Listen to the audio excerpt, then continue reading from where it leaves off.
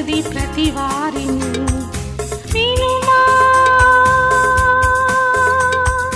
విశ్వసించుమా. దేవుని స్తోత్రం. సంఘమా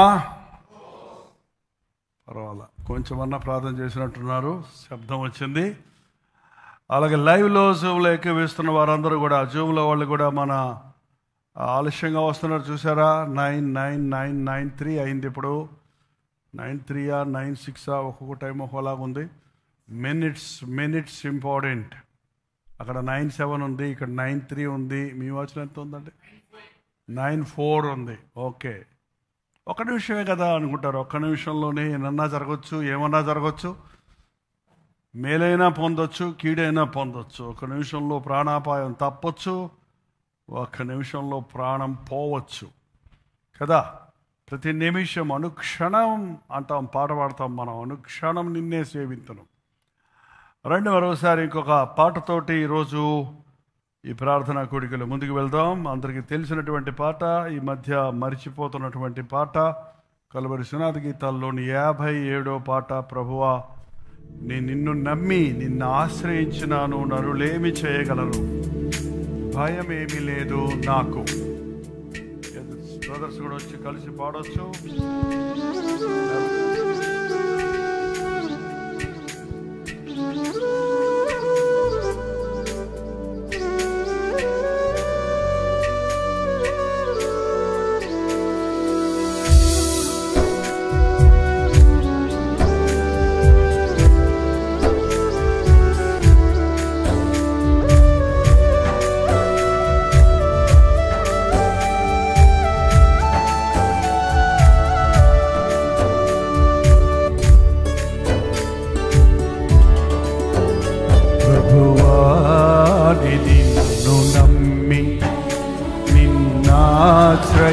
ఆశ్రయించినాను, నరులేమి చేయగలరు, భయమేమి లేదు నాకు.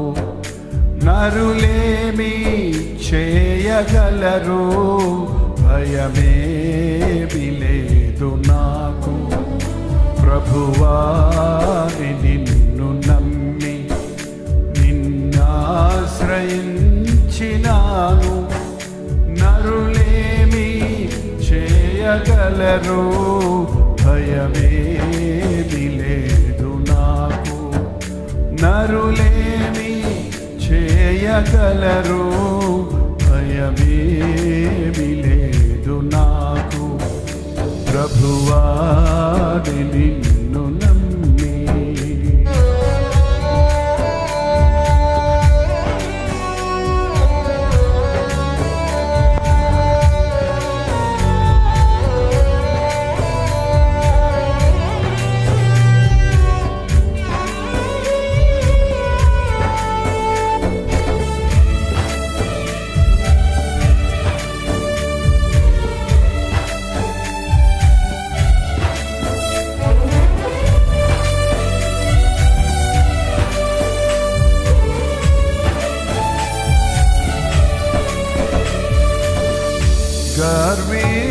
గర్విష్ఠులైన వారు నాతో రాడుచుండ, ప్రతి మాట కల్లవారు పరభావమెంచుచుండ.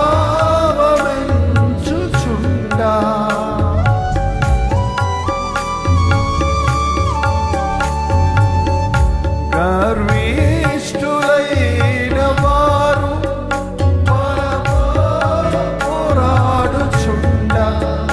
ప్రతి మాట కల్లవారు పరభావమెంచుచుండ.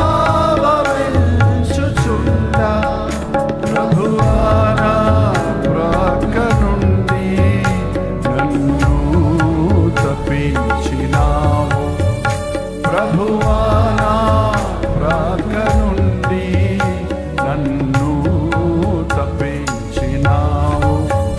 ప్రభువా నిన్ను నమ్మి నిన్నాశ్రయించినాను, నరులేమి చేయ చేయగలరు, భయమేమి లేదు నాకు. నరులేమి చేయగలరు, భయమేమి లేదు నాకు. ప్రభువాని నిన్ను నమ్మి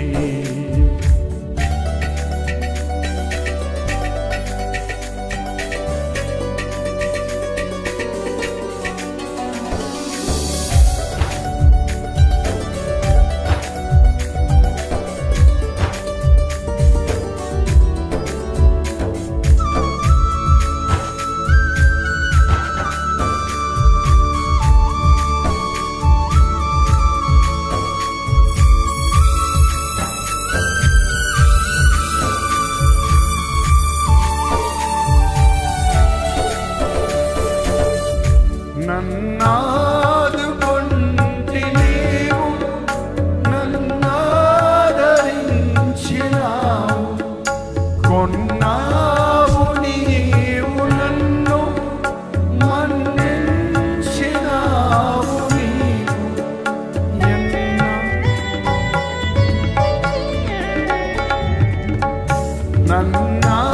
నన్నాదుకొంటి నీవు, నన్నాదరించినావు. కొన్నావు నీవు నన్ను, మన్నించినావు నీవు. ఎన్నాళ్ళు బ్రతికియున్నా నిన్నే సేవింతు దేవా. ఎన్నాళ్ళు బ్రతికియున్నా నిన్నే సేవింతు దేవా. ప్రభువాని నిన్ను నమ్మి నిన్నాశ్రయించినాను. నరులేమి చేయగలరు, భయమేమి లేదు నాకు. నరులేమి చేయగలరు, భయమేమి లేదు నాకు. ప్రభువాని నిన్ను నమ్మి నిన్నాశ్రయించినాను. నరులేమి చేయగలరు, భయమేమి లేదు నాకు. నరులేమి చేయగలరు, భయమేమి లేదు నాకు.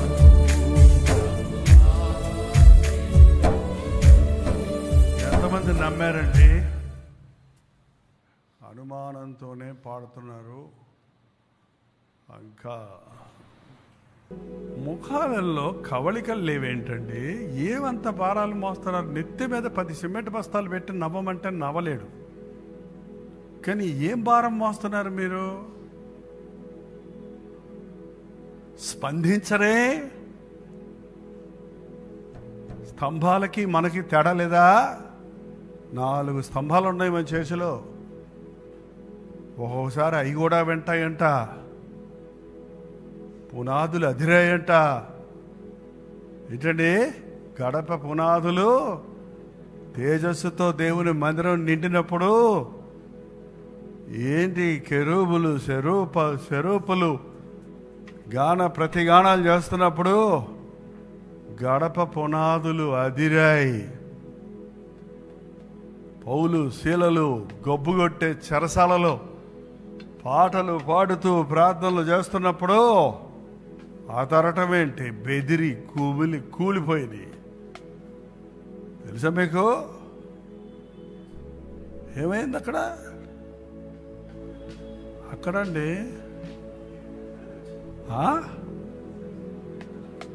ఏమైంది? భూమి కంపించింది. ఏం లేదు అక్కడ. లేచేటప్పటికి ఆయనకి గదులన్నీ పడిపోయినాయి, తలుపులన్నీ ఊడిపోయినాయి, గేట్లన్నీ ఊడిపోయినాయి. దేనికి స్తుతులు పెట్టుకుంటారా? బాంబులు పెట్టి పేల్చారా? స్తుతి, కృతజ్ఞత. పరలోకపు శక్తి భూలోకంలోనికి దిగాలి. మన సంఘాల్లో కానీ మనం మామూలుగా ప్రతి వారికి ఒక అలవాటు ఉంది. ఏంటంటే మనం లోకల్లో అది పద్ధతి, ఏదో స్లోగా ప్రభువా, రెండో పాటకి అయ్యా వందనాలు, హల్లెలూయా స్తుతి మహిమ ఎల్లప్పుడు దేవుడికి ఇచ్చదము. పోయింది. స్టార్ట్ హై పిచ్, ఒకే చోట ఏ మనసుతో స్టార్ట్ చేస్తున్నావో అలాగే పోవాలి. గ్రాడ్యువల్గా పోదండి. పంపింగ్ అక్కర్లా, ప్రాంప్టింగ్ అక్కర్లా, తోపుడు బండ్లు కాదు మనం. హల్లెలూయా.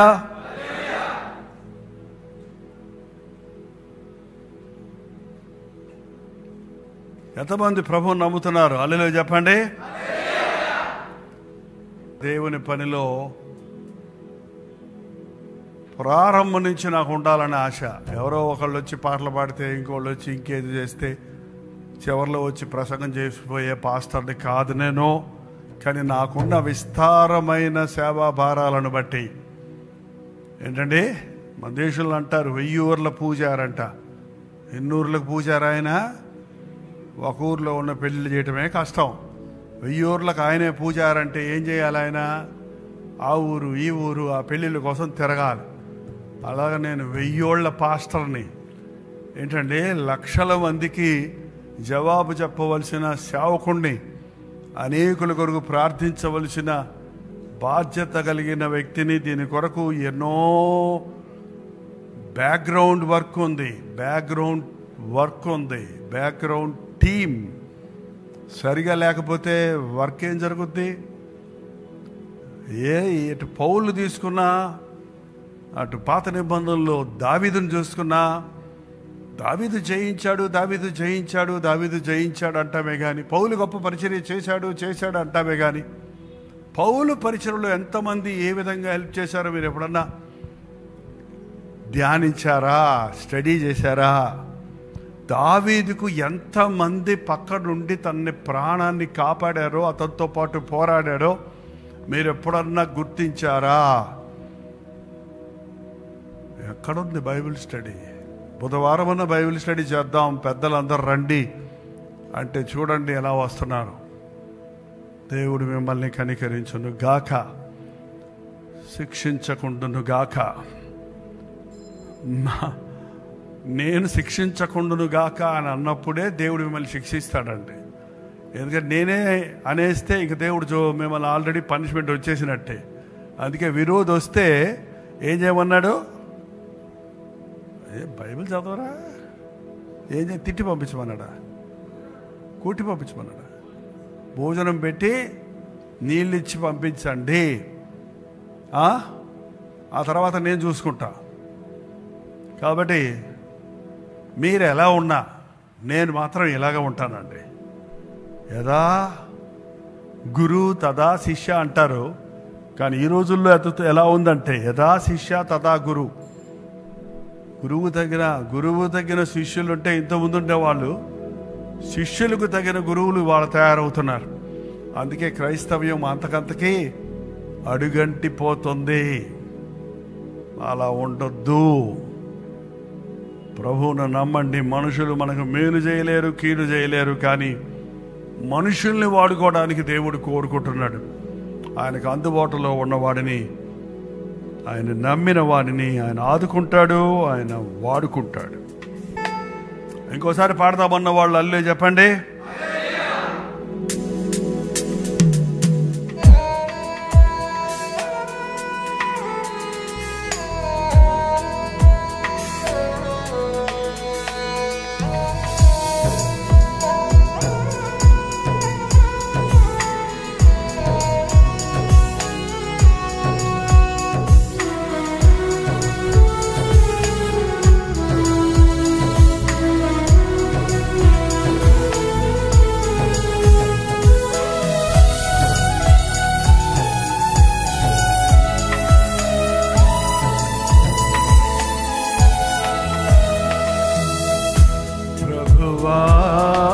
నిన్ను నమ్మి నిన్నాశ్రయించినాను,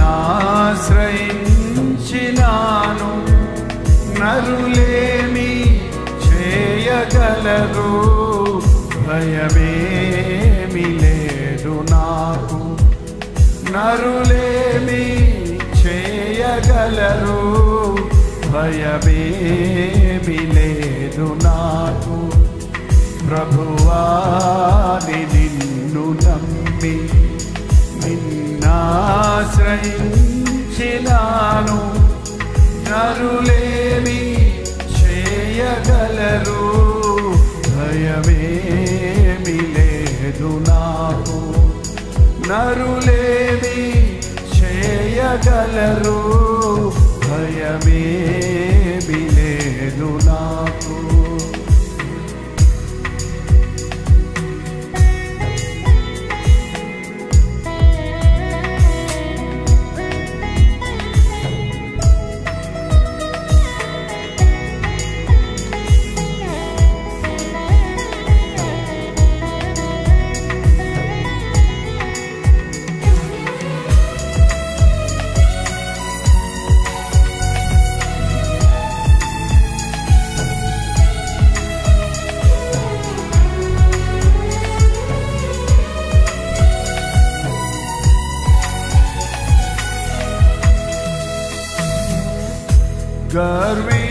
గర్విష్ఠులైన వారు నాతో పోరాడుచుండా, ప్రతి మాటకెల్లవారు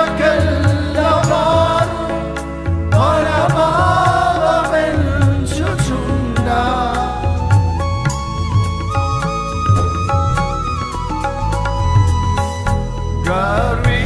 గర్విష్ఠులైన వారు నాతో పోరాడుచుండా, ప్రతి మాటకెల్లవారు పరభావమెంచుచుండా. ప్రభువా నా ప్రక్కనుండి నన్ను తప్పించినావు. ప్రభువా నా ప్రక్కనుండి నన్ను తప్పించినావు. ప్రభువా నిన్ను నమ్మి నిన్నాశ్రయించినాను. నరులేమి చేయగలరు, భయమేమి లేదు నాకు.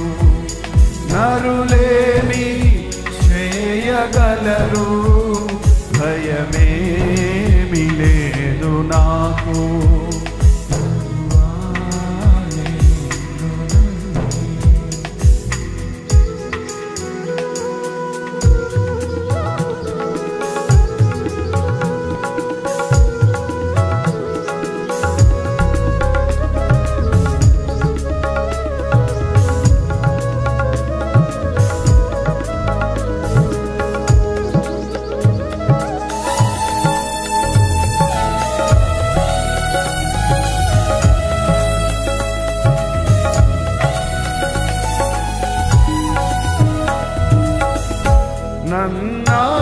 నన్నాదుకొంటి నీవు, నన్నాదరించినావు. కొన్నావు నీవు నన్ను, మన్నించినావు నీవు.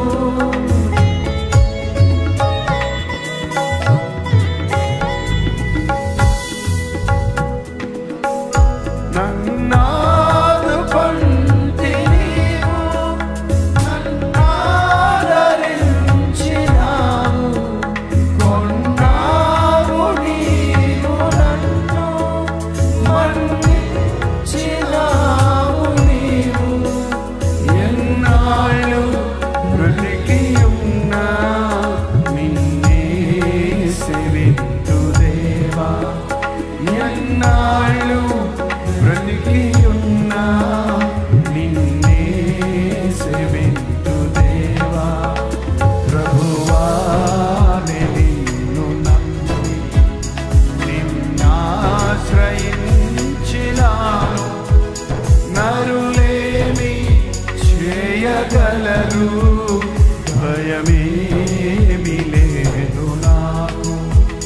నరులేమి చేయగలరు, భయమేమి లేదు నాకు. ప్రభువా నిన్ను నమ్మి మోకరించి ఏం పాడామో ఆ మాటను దేవునితో చెబుదాం. ప్రభువా, నిన్నే నమ్ముకున్నాను, నిన్నే ఆశ్రయిస్తున్నాను, నీవు నన్ను కొడుకున్నావు, నేను నీ సొత్తు, నన్ను వాడుకో అని దేవునికి అప్పగించుకుందాం. స్వరమెత్తి ప్రభు సన్నిధిలో ప్రార్థించుకుందాం.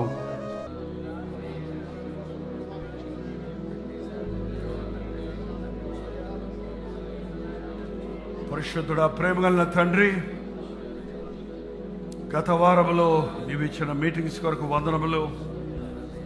వ్యక్తి వచ్చిన వాక్యాన్ని ముద్రించము. ఎందరో అవసరతలో ఉన్నవారు, అనుదిన ధ్యానాన్ని వీక్షిస్తూ బలపడుతున్నవారు, కుటుంబాలుగా వచ్చి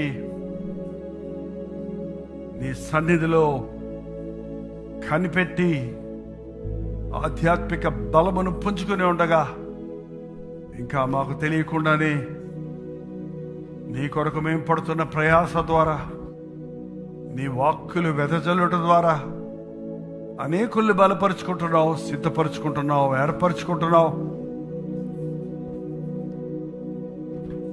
భయంకరమైన శ్రమలలో, పోరాటములలో, కుటుంబములో పోరాటములు, ఉద్యోగములో పోరాటములు, అంతరంగములో పోరాటములతో నిండిన ప్రభు కొరకు బ్రతకలేని పరిస్థితుల్లో బలహీనులుగా ఉన్న వారి కోసం ఈ రాత్రి ముఖ్యంగా ప్రార్థిస్తున్నామయ్యా.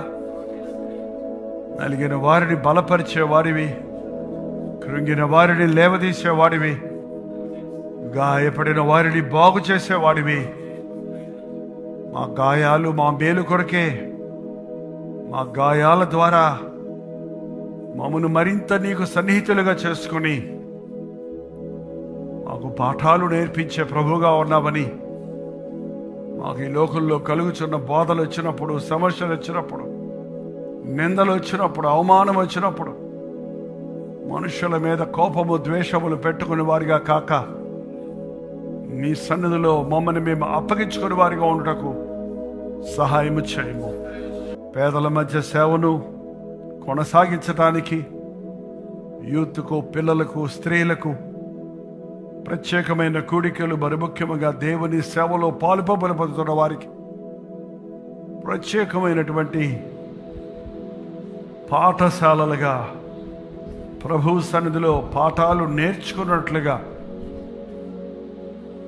నువ్వు కోరుకున్న నాయకులుగా, ఏర్పరచుకున్న బోధకులుగా, ఏర్పరచుకున్న సేవకులుగా, ఏర్పరచుకున్న పాలి భాగస్తులుగా పరిచర్యలో ఉన్నవారిని సిద్ధపరచుకుంటకు మాకు ప్రార్థనా సమయాలను అందరూ ఏకంగా కూడి వన్నెస్తో నీ మినిస్ట్రీ చేయడానికి కావాల్సిన కృపలను దయచేయి.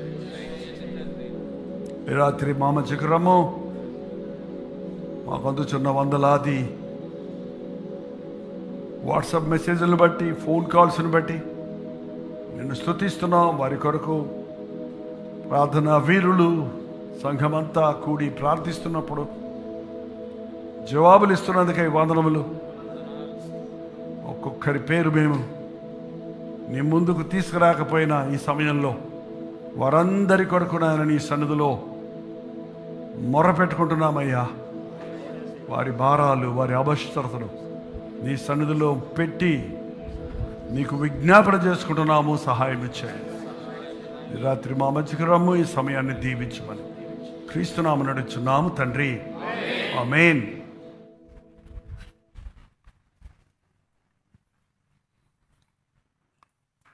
కూర్చోండి. ఎంతమంది దగ్గర బైబిల్ ఉన్నాయండి? మరి కొంచెం కనీసం మనం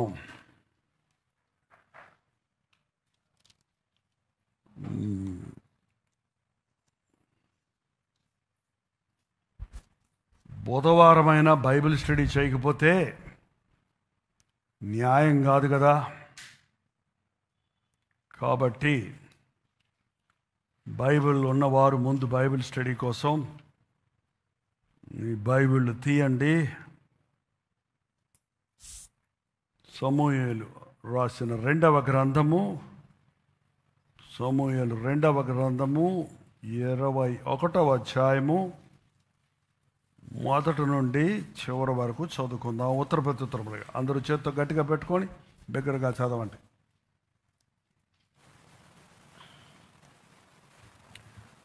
లైవ్లో ఉన్నవాళ్ళు కూడా బైబిల్ స్టడీలు ఏకీవించండి. మీరు ఎక్కడికి నుంచి చూస్తున్నారో మీ పేరు, ఊరు లైవ్ చాట్లోకి వచ్చి టైప్ చేయటం మర్చిపోకండి. సమూయేలు 2వ గ్రంథం 21వ అధ్యాయం. దావీదు కాలమున 3 సంవత్సరములు విడువకుండా కరువు కలగగా దావీదు యెహోవాతో మనవి చేసెను.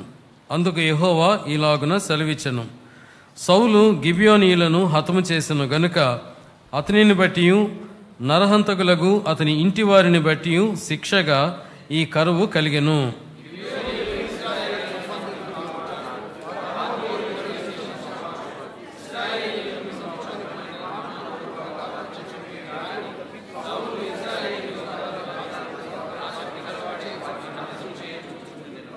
రాజుకు దావీదు గిబియోనీయులను పిలువనంపి, నేను మీకేమి చేయగోరుదురు? యెహోవా స్వాస్థ్యమును మీరు దీవించున్నట్లు దోష నివృత్తికై దేని చేత నేను ప్రాయశ్చిత్తము చేయుదునని వారిని అడుగగా,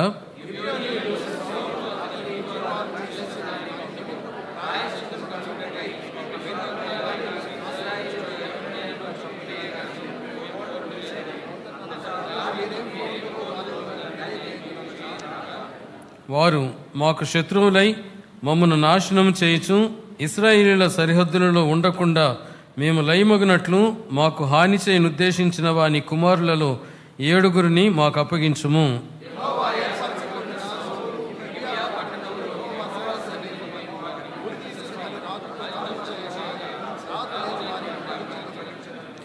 తానును సౌలు కుమారుడగు యోనాతానును యెహోవా నామమును బట్టి ప్రమాణం చేసి ఉన్న హేతువు చేత రాజు సౌలు కుమారుడగు యోనాతానునకు పుట్టిన మెఫీబోషెతును అప్పగింపక,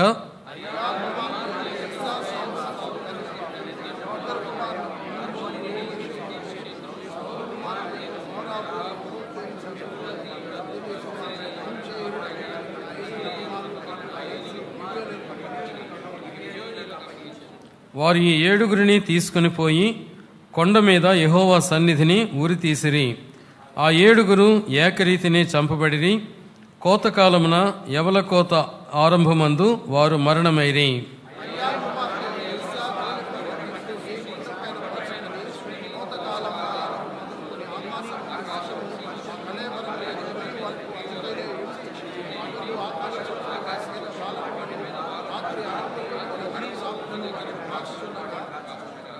అయ్యా కుమార్తె యగు రిస్పా అను సౌలు ఉపపత్ని చేసినది దావీదునకు వినబడెను.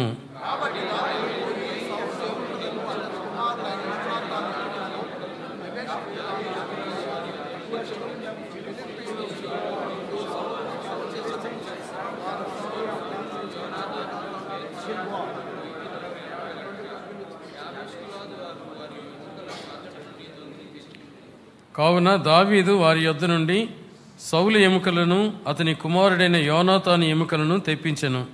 రాజాజ్ఞను బట్టి ఉరితీయబడిన వారి ఎముకలను జనులు సమకూర్చిరి.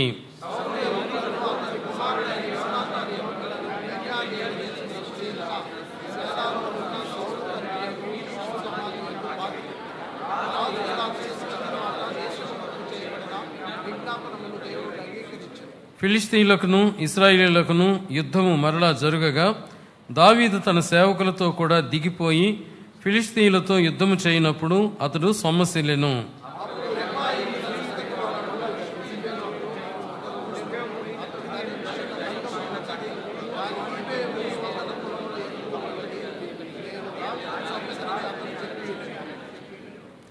సెరూయా కుమారుడైన అబీషై రాజును ఆదుకొని ఆ ఫిలిష్తీయుని కొట్టి చంపెను. దావీదు జనులు దీన్ని చూచి, ఇశ్రాయేలీయులకు దీపమగు నీవు ఆరిపోకుండానట్లు నీవు ఇక మీదట మాతో కూడా యుద్ధమునకు రావద్దని అతని చేత ప్రమాణము చేయించిరి.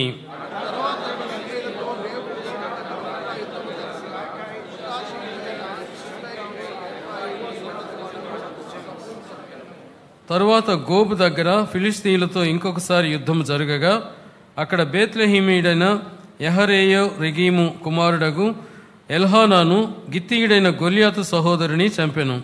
వాని ఈటెకర్ర నేతగాని ధోని అంతా గొప్పది.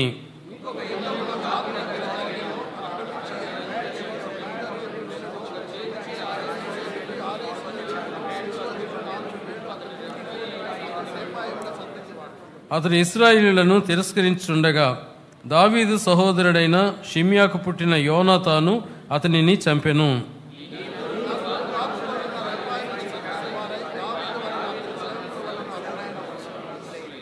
దేవుడు తన పరిశుద్ధ వాక్యం మన వినికిడిలో దీవించునుగాక. ఆమేన్. ఆమేన్. ఏమర్థమైంది? ఏం అర్థం కాలే కొంతమందికి. అన్ని చంపాను ఉందంటే ఏంటండి? అందుకే బైబిల్లో అన్ని చంపమని చెబుతుంది అందరినీ. ఇది అబద్ధాల గ్రంథం, ఇది చంపుళ్ళ గ్రంథం, ఇది నరహత్య చేసే గ్రంథం, ఏంటండి ఇది హాని చేసే గ్రంథం అని కొత్త రకం బోధ జరుగుతుంది ఇవాళ కదా. మీకేమర్థమైంది? మీకు ఒక వ్యక్తిని వాళ్ళు పరిచయం చేయాలని ఉంది. మీరు ఎప్పుడన్నా బైబిల్ చదివినప్పుడు ఈ విషయాన్ని గుర్తించారో లేదో కానీ సమూయేలు 2వ గ్రంథం 2వ అధ్యాయం 18వ వచనం. 2వ గ్రంథము 2వ అధ్యాయము 18వ వచనం.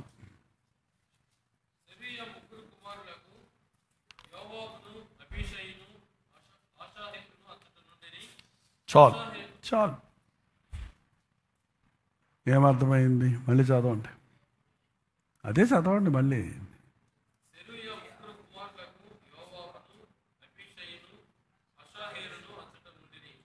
ఏమర్థమైంది?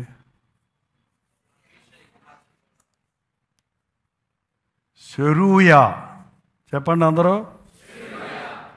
ఎవరది? పాస్టర్ గారే చెప్తారు కానీ ఇంకెవరు చెప్పరే. సెరూయా మగాడా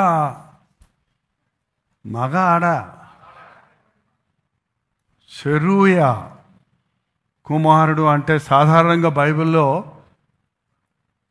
పురుషుడి పేరే ఉంటుంది, కానీ ఇక్కడ ఈమె పేరుంది, సెబా తల్లి పేరుంది.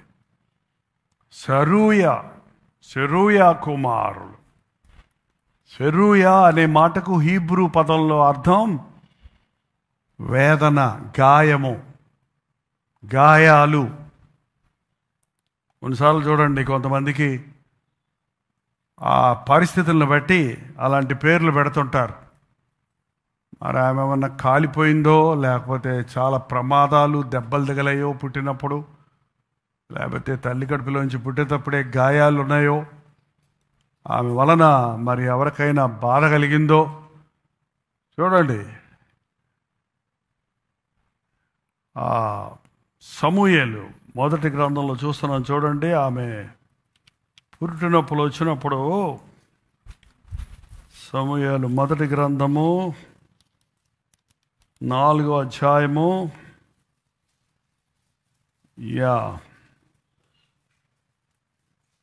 20వ వచనం అండి. ఎవరి భార్య? ఫినెహస్. చదవండి. తీశారా లేదా అందరూ? ఇవాళ బైబిల్ పని చెప్పండి కొంచెం. ఆమె మృత్యునందుచుండగా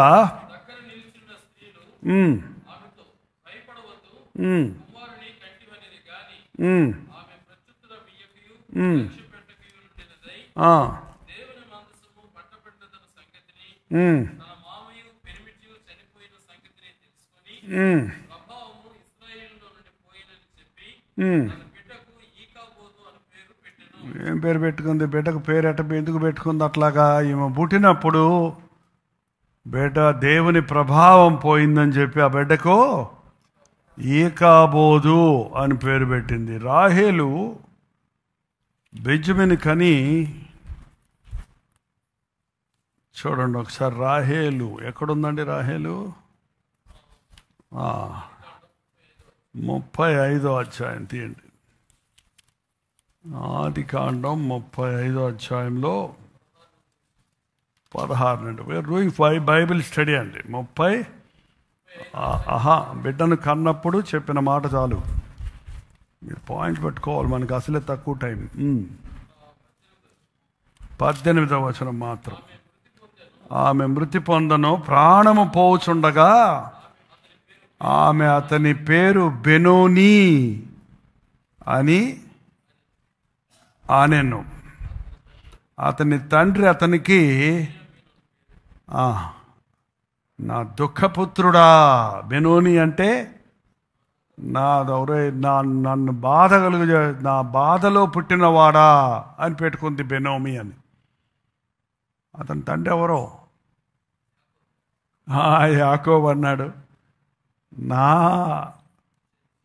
ప్రియమైన భార్యకు పుట్టిన కుమారుడు, నా ప్రియమైన భార్య వెళ్ళిపోతూ నాకు ఇచ్చిన ఈ కుమారుడు దుఃఖపుత్రుడు కాదు, నాకు కుడి చేతి పుత్రుడు, నా పక్కన నా కుడి చేతి పుత్రుడు అంటే నాకు కలిసి వచ్చినోడు అన్నట్టు వెంటనే మార్చాడు పేరు. ఏంటండి పాపం ఇక్కడ ఈమె పుట్టినప్పుడు మరి ఎందుకు వేదన అని పేరు పెట్టారో కానీ గాయము, వూండెడ్. హీబ్రూ భాషకు చాలా పదాలు వస్తాయి, అందుకే మీనింగ్లు చాలా ఉంటాయి. గాయము, ఒకసారి అందరూ చెప్పండి. గాయాలైనయా మీకు ఎప్పుడన్నా? ఏంటో రక్తం గారిందా?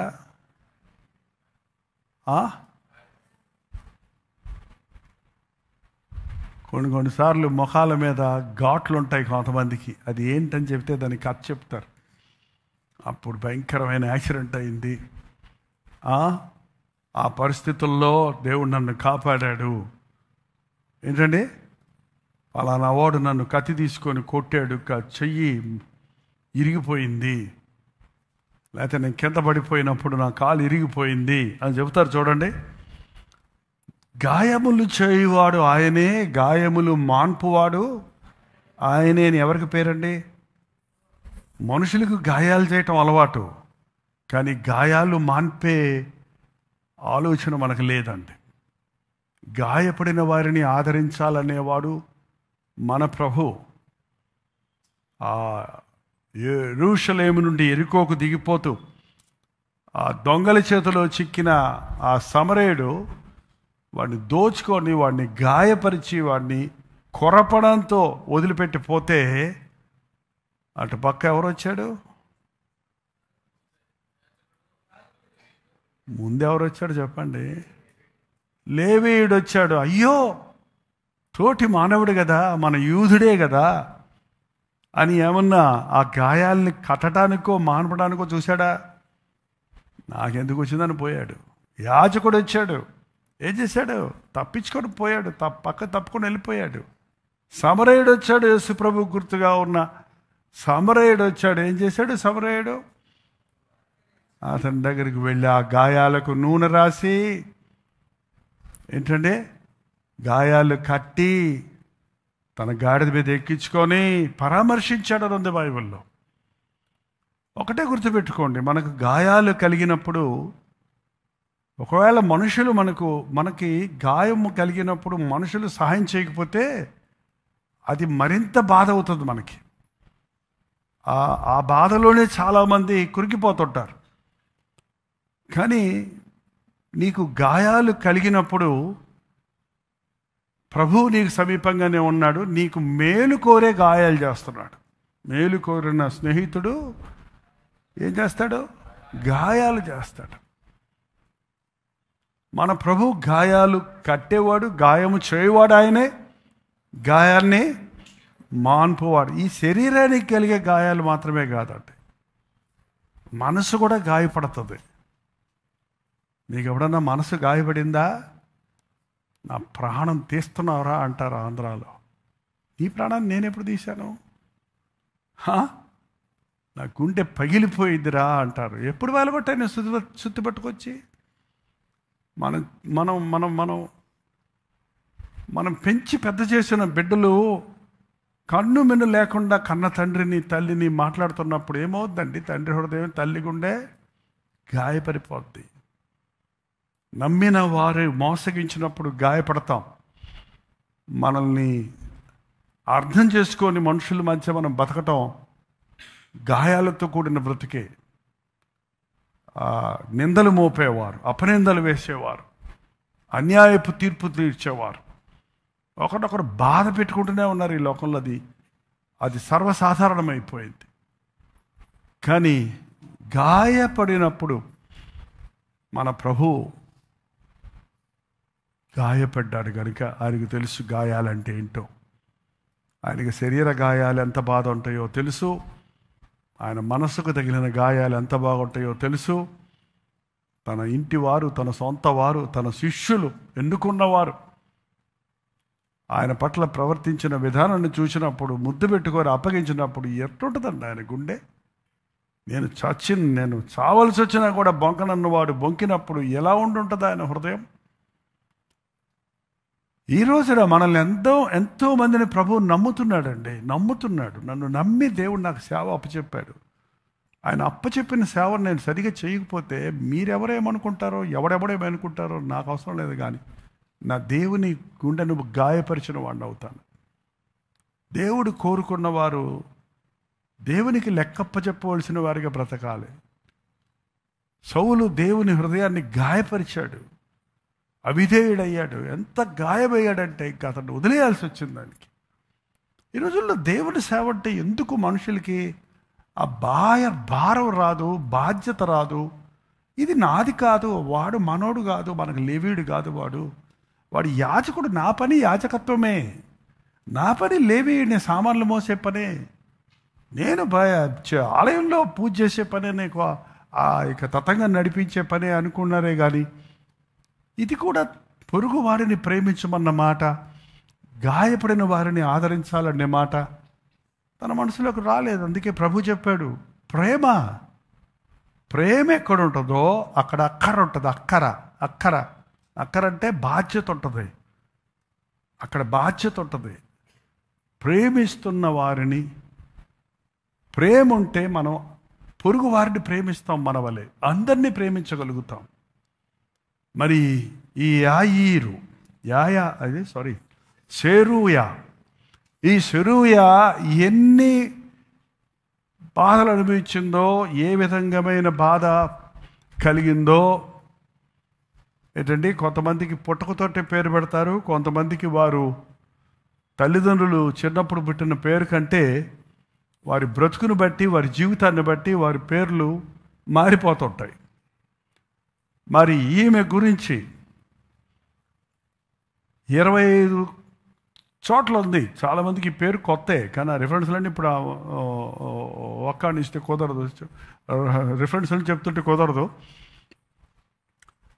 ఈమె దావీదు యొక్క సహోదరి. దావీదుకు చెల్లెళ్ళు ఉన్నారా, సహోదరులు ఉన్నారా? ఏది చదవండి, రిఫరెన్స్ చెప్పండి. దినవృత్తాంతాలు 22:16. దినవృత్తాంతాలు మొదటి గ్రంథం 2:16 తీయండి.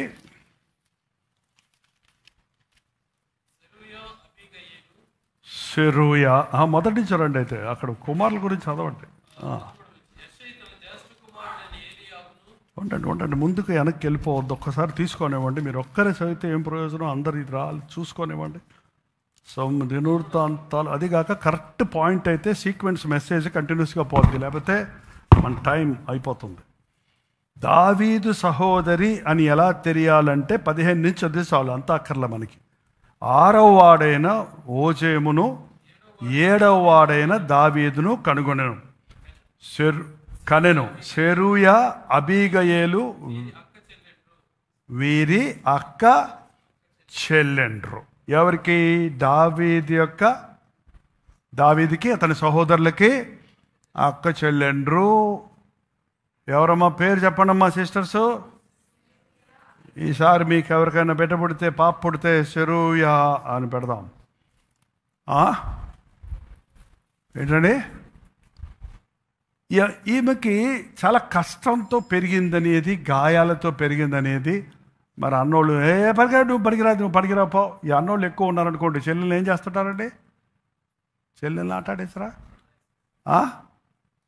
అన్నోళ్ళు ఎప్పుడు చెల్లెల్ని సతాయిస్తుంటారు. ఈ రోజుల్లో చెల్లెళ్ళు కూడా అన్నాన్ని సతాయించేవాళ్ళు ఉన్నారులే. ఆ రోజుల్లో అయితే చెల్లెళ్ళు ఊరుకుండేవాళ్ళు, కానీ వీళ్ళే వీరులు ఇంట్లో. అమ్మ నాన్నని కూడా కంట్రోల్లో పెట్టగలిగిన కూతుర్లు ఉన్నారు, దేవుని స్తోత్రం. బట్ అన్నల ద్వారా ఆమెకు తొందర వచ్చిందో, బయట వాళ్ళ ద్వారా తొందర వచ్చిందో, ఏ విధమైన బాధల్లో పుట్టిందో కానీ తనకున్న కొరతలు బాధలు, ముఖ్యంగా తండ్రి పేరు అక్కడ రాయబడలేదు. సో అతను ఎటంటాడో మరి తెలియదు మనకి. అబీగయేలు, మరి ఈ అబీగయేలును మన నాబాలు భార్య అబీగయేలు ఒకటో లేదో, ఒకటా కాదా? కాదు, అది వేరు. ఆ పేరు ఆ రోజుల్లో కామన్ నేమ్. ఏంటండి, ఆ అబీగయేలు లాంటి నాబాల్ లాంటి భర్త ఉన్నాడో ఆ భర్తే, అది ఎవడో గాయపరిస్తే ఒకసారి 2 సార్లు అవుతాయి. ఇంట్లో ఉన్న భర్తే గాయాలు చేసేవాడుగా ఉన్నాడు చాలామంది భార్యలకి. ఇవాళ భార్యలే భర్తలకు గాయపరిచేవారుగా ఉన్నారు. నిన్న జూమ్లోకి 2 పురుషులు వచ్చి భార్య బాధితులు వాళ్ళ బాధలు చెప్పుకుంటున్నారండి. అయ్యయ్యో, ఎంత దారుణమైపోయింది చూడండి ఈ రోజులు. అది ప్రభు విషయంలో, భక్తి విషయంలో ఆటంకపరిచేవారు. మరి ఏ రీతిగా ఏమి బాధపడిందో, నిందిస్తున్నా, ఎగతాళి చేస్తున్నా, హింసిస్తున్నా, నేనేం చేయగలను ఈ 3 బిడ్డలను పెట్టుకొని. ఆమెకు 3 బిడ్డలు. చదివేసామా లేదా? అది చదవలేదు, చూడండి. 18వ వచనం, సమూయేలు 2:18. 3 కుమారులకు యోవాబును, అబీషయును, అషాయేలును అచ్చట నుండిరి. ఎంతమంది? యోవాబు, అబీషై, అషాయేలు. ఎంతమంది కుమారులు? 3 కొడుకులే. 3 కుమారులకి తల్లిగా ఉంది. తల్లి ప్రవర్తన బిడ్డల మీద ఎక్కువ ప్రభావం చూపిస్తుందండి. రూపురేఖల విషయంలో కానీ, వాళ్ళ యొక్క గుణగణాల విషయాల్లో కానీ తల్లి ఎక్కువ ప్రభావం చూపిస్తుంది. తల్లి జ్ఞానవంతురాలైతే కుటుంబాన్ని కట్టుకుంటుంది. తల్లి 3 రాలైతే కుటుంబాన్ని కూలగొట్టుకుంటుంది. ఏం నేర్పిస్తున్నారో బిడ్డలకి మీరు? కొంతమంది తల్లులు వారి బిడ్డలను పట్టించుకోరు. కొంతమంది తల్లులు వారి బిడ్డల్ని వాళ్ళ కంట్రోల్లో పెట్టుకోవడానికి ప్రయత్నిస్తారు. ఎప్పుడు మన పిల్లలకు నేర్పించాల్సింది తల్లిగా, డాడీకి లోబడండి, డాడీ మాట వినండి, నాన్న చెప్పిన మాట వినండి, డాడీకి భయపడండి. తండ్రిని కనపరచాలని ఏ తల్లి అయితే బిడ్డలకు చెప్పుద్దో వాళ్ళు గొప్పవాళ్ళు. మీ నాన్న అంతేరా, మీ నాన్నలా మీరు ఉండకంటరా, మీ నాన్న సరిలేడురా అని తండ్రిని బిడ్డల ముందు చులకం చేశారంటే ఆ బిడ్డలు రేపొద్దు నిన్నే చులకం చేస్తారు. ఏంటండి, ఎప్పుడు నెగిటివ్గా బిడ్డలతో మాట్లాడితే అది ఎక్కువ ప్రభావం చూపిస్తుంది వాళ్ళ మీద, తల్లిదండ్రుల మీద కానీ, వాళ్ళ తాతోళ్ళ మీద కానీ, బంధువుల మీద కానీ, ఈవెన్ పాస్టర్ల మీద మాట్లాడుకుంటారు కొంతమంది. పాస్టర్లలో ఉన్న లోపాలను బిడ్డల ముందు మాట్లాడితే బిడ్డలకు భక్తి అబ్బుద్దా? రాదు. ఇక రాదు వాళ్ళకి. ఈ షెరూయ బిడ్డల్ని 3 ఎలా పెంచిందంటే వాళ్ళు ఏమయ్యారో తెలుస్తుంది మనకి. యోవాబు ఎవరండి? ఆయన దావీదు సైన్యములో కమాండర్. ఎవరండి ఆయన? ఏమిచ్చాడు తెలుగులో? సైన్యాధిపతి. అంటే ఎంత హై పొజిషన్లోకి వెళ్ళాడో చూడండి. దావీదు యుద్ధాలప్పుడు యుద్ధంలో సైన్యాధిపతులది చాలా ముఖ్యమైన స్థానం అండి. సైన్యాన్ని కంట్రోల్ చేసేవాళ్ళు. ఇంకొక ఆయన ఉన్నాడు, కుష్ఠరోగి సైన్యాధిపతి. ఎవరండి ఆయన? నయమాను. మహాపరాక్రమశాలి. అతని ద్వారానే రాజుకి యుద్ధంలో జయాలు వచ్చాయని ఉంది. సో ఇక్కడ దావీదంత యుద్ధాలు చేయలేదు. దావీదుకు యుద్ధంలో సైనికులందరినీ కంట్రోల్లో పెట్టగలిగే అంతటి స్థాయి దావీదు యొక్క సహోదరి కుమారుడని అయినప్పటికీ, ఏదో వారసత్వంగా కాకుండా ఆ కెపాసిటీ ఉన్నవాళ్ళు, దేవుడు హెచ్చించిన వారు. ఒక కుమారుడు సైన్యాధిపతి అయ్యాడు, అభిషై దావీదుకి ఆల్మోస్ట్ బాడీ గార్డ్ లాగా ఉన్నాడు. దావీదు పక్కపక్కనే ఉన్నట్టు కనపడుతుంది. దావీదుతో పాటు యుద్ధానికి వెళ్తున్నప్పుడు యుద్ధంలో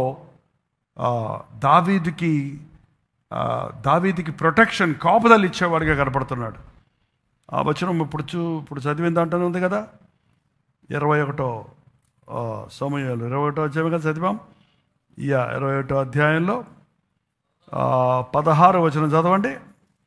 అప్పుడు రెఫాలీలు సంతటి వాడుగు, నేను చదువుతాను ఉండండి, లేకపోతే మీరు చదవండి, ఒకటే చదవండి. అప్పుడు రెఫాయిలు సంతతి వాడుగు ఇష్మాబెనోజు అని ఒకడుండెను. అతడు ధరించి ఉన్న ఖడ్గము కొత్తది, వాని ఈటె 300 తులముల ఇత్తడి గలది. నేను దావీదును చంపెదనని అతడు చెప్పి ఉండెను. సెరూయా కుమారుడైన అభిషై రాజును ఆదుకొని ఆ ఫిలిష్తీని కొట్టి చంపాను. ఏంటంటే దావీదుకి కవచంలాగా ఉండడు అన్నమాట. దావీదుని చంపడానికి కొత్త కత్తి పట్టుకొని ఇది పట్టుకొని వాడు వస్తుంటే ఈగ వాలకుండా కాపాడతారంటారు చూసారా. ఏంటండి ఈ రోజుల్లో దేవుని సేవకులకు ప్రొటెక్షన్ ఇచ్చే వాళ్ళకంటే దేవుని సేవకులకి హాని చేసేవాళ్ళు ఎక్కువ తయారవుతున్నారు. ఒక దైవజనుడి గురించి ఒకరు తప్పుగా మాట్లాడుతుంటే తెలియని వాళ్ళు తప్పుగా మాట్లాడతారు. ఎప్పుడు కూడా తెలియని వాళ్ళు తప్పుగా మాట్లాడుతుంటే దాన్ని నువ్వు ఎంటర్టైన్ చేస్తే, దాన్ని అవునవును అన్నట్టుగా తలూపితే, నీకు తెలుసు కదా సేవకుడి సంగతి, నువ్వు చూస్తున్నావు కదా, రోజంతా పక్కనే ఉంటున్నావు కదా, నీ కూడానే ఉంటున్నావు కదా, నీకు తెలుసు కదా. మరొకడు ఏదో అనుకుంటాడు, వాడు అనుకున్న దానిని నీవు ఎరిగినప్పుడు దాన్ని ఖండించటం కానీ, సరిదిద్దటం కానీ, సరిచేయటం కానీ చేయనప్పుడు పరోక్షంగా మనం ఏం చేస్తున్నామో తెలుసా. ఒక సేవకుడికి చెడ్డ పేరు వచ్చిందంటే, చెడ్డ పేరు తెచ్చుకున్నాడంటే ఏంటండి, if it is real that is a different matter. ఇప్పుడు మాలాంటి సేవకుల మీద ఉన్న అపోహలు చాలా ఉంటాయి, వాళ్ళకి తెలీదు. మొన్న బెంగళూరు గెట్ టుగెదర్కి ఒక ఆయన వచ్చి, నేను అక్కడ పొద్దునుంచి సాయంత్రం వరకు నిలబడి ఉండడం, అందరితో పలకరించడం, స్టేజ్ దిగి రావటం, ఒక్కొక్కరి కోసం 3 గంటలు చేశామన్నా. నేను ఇప్పుడే చెప్తున్నాను, నాకు తెలియదు. 8:30కి మీటింగ్ ముగించి 11:30 వరకు ఒక్కొక్కరితో మాట్లాడి ప్రేయర్ చేస్తాను. అన్నీ చూసి ఏంటేంటో అంటున్నారు జైపాల్ గారి గురించి. నేను ఇప్పుడు కళ్ళారా చూశాను, నేను విన్నింది వేరు, నేను చూస్తుంది వేరు, వెళ్ళి ఇప్పుడు నా ఫ్రెండ్స్కి చెప్తారు అన్నాడంట. ఏమండి, ఎదురుగుంటే చూసేది వేరు, టీవీలో చూసి చెప్పుకునేది వేరు. ఎప్పుడు ఒక దేవుని పక్షంలో ఉన్న వారికి అనేక మంది శత్రువులు ఉంటారు. వారు సాతాను పక్షం వారు, సాతాను సమాజం వారు. పౌలు వంటి దైవజనుడిని ఎంతమంది విమర్శించేవారో, ఎంతగా ఆయన గురించి చెప్పేవారు. చూడండి, ఎప్పుడు కూడా ఒక దైవజనుడు చెడ్డ చెప్పారని నాకు వినపడినప్పుడు I won't go and protect. నేను చెప్పి నన్ను సముదాయించి చెప్పుకొని నన్ను నేను సమర్థించుకోవడానికి నేను ప్రయత్నించకూడదు. అసలు కూడదు, అది నా పని కాదు. తీర్పు తీర్చేవాడు దేవుడు. కాబట్టి మనుషులకు అనుకున్న దానికి సమాధానాలు చెప్పుకుంటూ పోతే దేవుని వాక్యం ఎప్పుడు చెప్తాం? దేవుని మనసు ఎలా చెప్పగలుగుతాం? అది చేసే పని పక్కనున్నోళ్ళ పని, చుట్టూ ఉన్నోళ్ళ పని. ఏంటండి, ఒకడు సేవ చేస్తున్నప్పుడు వెనక పని వాళ్ళు ఉండాలి. ఒక పని చేసేవాడికి, ఒక మేనేజర్కి, ఒక బ్యాచ్కి, ఒక టీంకి ఒక లీడర్ ఉంటారు, వర్కర్స్ అందరూ ఉంటారు. అన్ని టీం లీడరే చేయగలడా? అన్నీ ఒకడే చేయగలడా?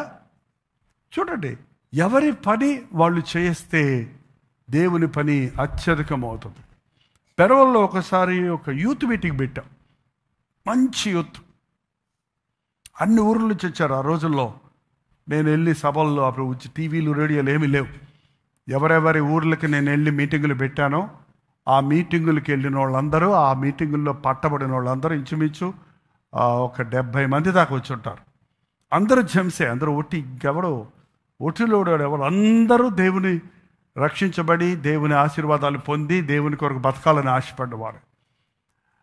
నాకు చాలా సంతోషమైంది. ఆ యూత్ మీటింగ్ ఒక బాప్టిస్ట్ చర్చిని అడిగి పర్మిషన్ అడిగి చర్చిలో పెట్టాం. అయిపోయిన తర్వాత ఇంతమంది యవనస్తులు వచ్చారు. వీళ్ళ కోసం వీళ్ళందరినీ ఒక పిక్చర్ తీసుకుంటే, ఫోటో తీసుకుంటే వీళ్ళందరినీ గుర్తుపెట్టుకొని ప్రార్థన చేస్తారు కుదురుద్దని ఒక ఫోటో తీసుకొద్దాం అన్నాను అంతేనంటే. అక్కడున్న బాప్టిస్ట్ చర్చి పాస్టర్ సంఘ పెద్ద వచ్చి మా చర్చిలో ఫోటో తీసుకొని అమెరికా నుంచి డబ్బులు తెప్పించుకోవడానికి నువ్వు ఫోటోలంతా మేము ఒప్పుకోం కథాపిచ్చా మాట్లాడాడు. అంత బాధగా మాట్లాడాడు. అంత బాగా మీటింగ్ జరిగింది. ఏంటయ్యా ఇట్లా మాట్లాడతారు? ఎప్పుడు డబ్బులు డబ్బులు డబ్బులు గొడవేనా? అడుక్కు తినాల్సిన పని లేదు. ఈ యూత్ మీటింగ్ పెడతానికి, భోజనాలు పెడతానికి మేము ఎంత కష్టపడ్డామో తెలుసా? ఎంత ఖర్చు పెడతారు? డబ్బులు లేవండి. కాపురం పెరవలు కానుకలు ఎక్కడి అప్పుడు. అలాంటి మీటింగులో ఎలా పెట్టామో నాకు ఆశ్చర్యం వేస్తుంది. భోజనాలు పెడతానికి ఇలా పెట్టాలని చెబితే ఒక ఆమె బియ్యం తీసుకొచ్చి వచ్చింది, ఇంకొకళ్ళు పప్పు తీసుకొచ్చారు, ఇంకొక ఆయన నేను 3 కేజీలు నూనె ఇస్తానని నూనె తెచ్చాడు. ఒకరోజు మీటింగులో నీకున్నది ఏదైనా కూడా దేవుడు వాడుకోగలడు, నా దగ్గర డబ్బులు లేవనొద్దు, నీ దగ్గర ఏది వద్దు అది దేవుని కొరకు వాడు అని చెప్తే ఆ యూత్ మీటింగ్ రోజు ఒక ఆమె 5-6 గంపలు పిడకలు తీసుకొని వచ్చింది. పిడకలు అంటే తెలుసా మీకు? పిడకలు తీసుకొని వచ్చింది. ఏందమ్మా ఈ అంటే రెట్టిట్ కట్ట ఏమన్నా అప్పడాలా బాంచం పెట్టమంటావా? కాదయ్యా, నువ్వు మొన్న ఒక రోజు ప్రసంగంలో చెప్పావు కదా, నీ దగ్గర ఏమున్నా దేవుడు వాడుకుంటారన్నావు కదా. నా దగ్గర ఏముందయ్యా, నేను పొద్దున పోయి పేడ పొగ చేసుకొచ్చి పిడకలు చేసి అమ్ముతున్నా. పిడక పుల్ల ఆ రోజుల్లో ఉండాలి, అమ్ముతారు. అది ఏంటంటే ఆ పిడకలు గోడకి పేడ తీసి గోడకేస్తే అంటుకుంటుంది చపాతీలాగా. అవన్నీ ఎండబెట్టి తీస్తే పొయ్యిలో పెట్టి పొలలు పెడితే చక్కగా బగబగ మండుద్ది అన్నమాట. ఆమె తెచ్చిన పిడకలతో ఆ రోజు వంట ఉండేవండి యూత్ మీటింగ్కి భోజనానికి. ఏందయ్యా మేము ఫారిన్ డబ్బులు మాకుంటే ఎందుకు గొడవ?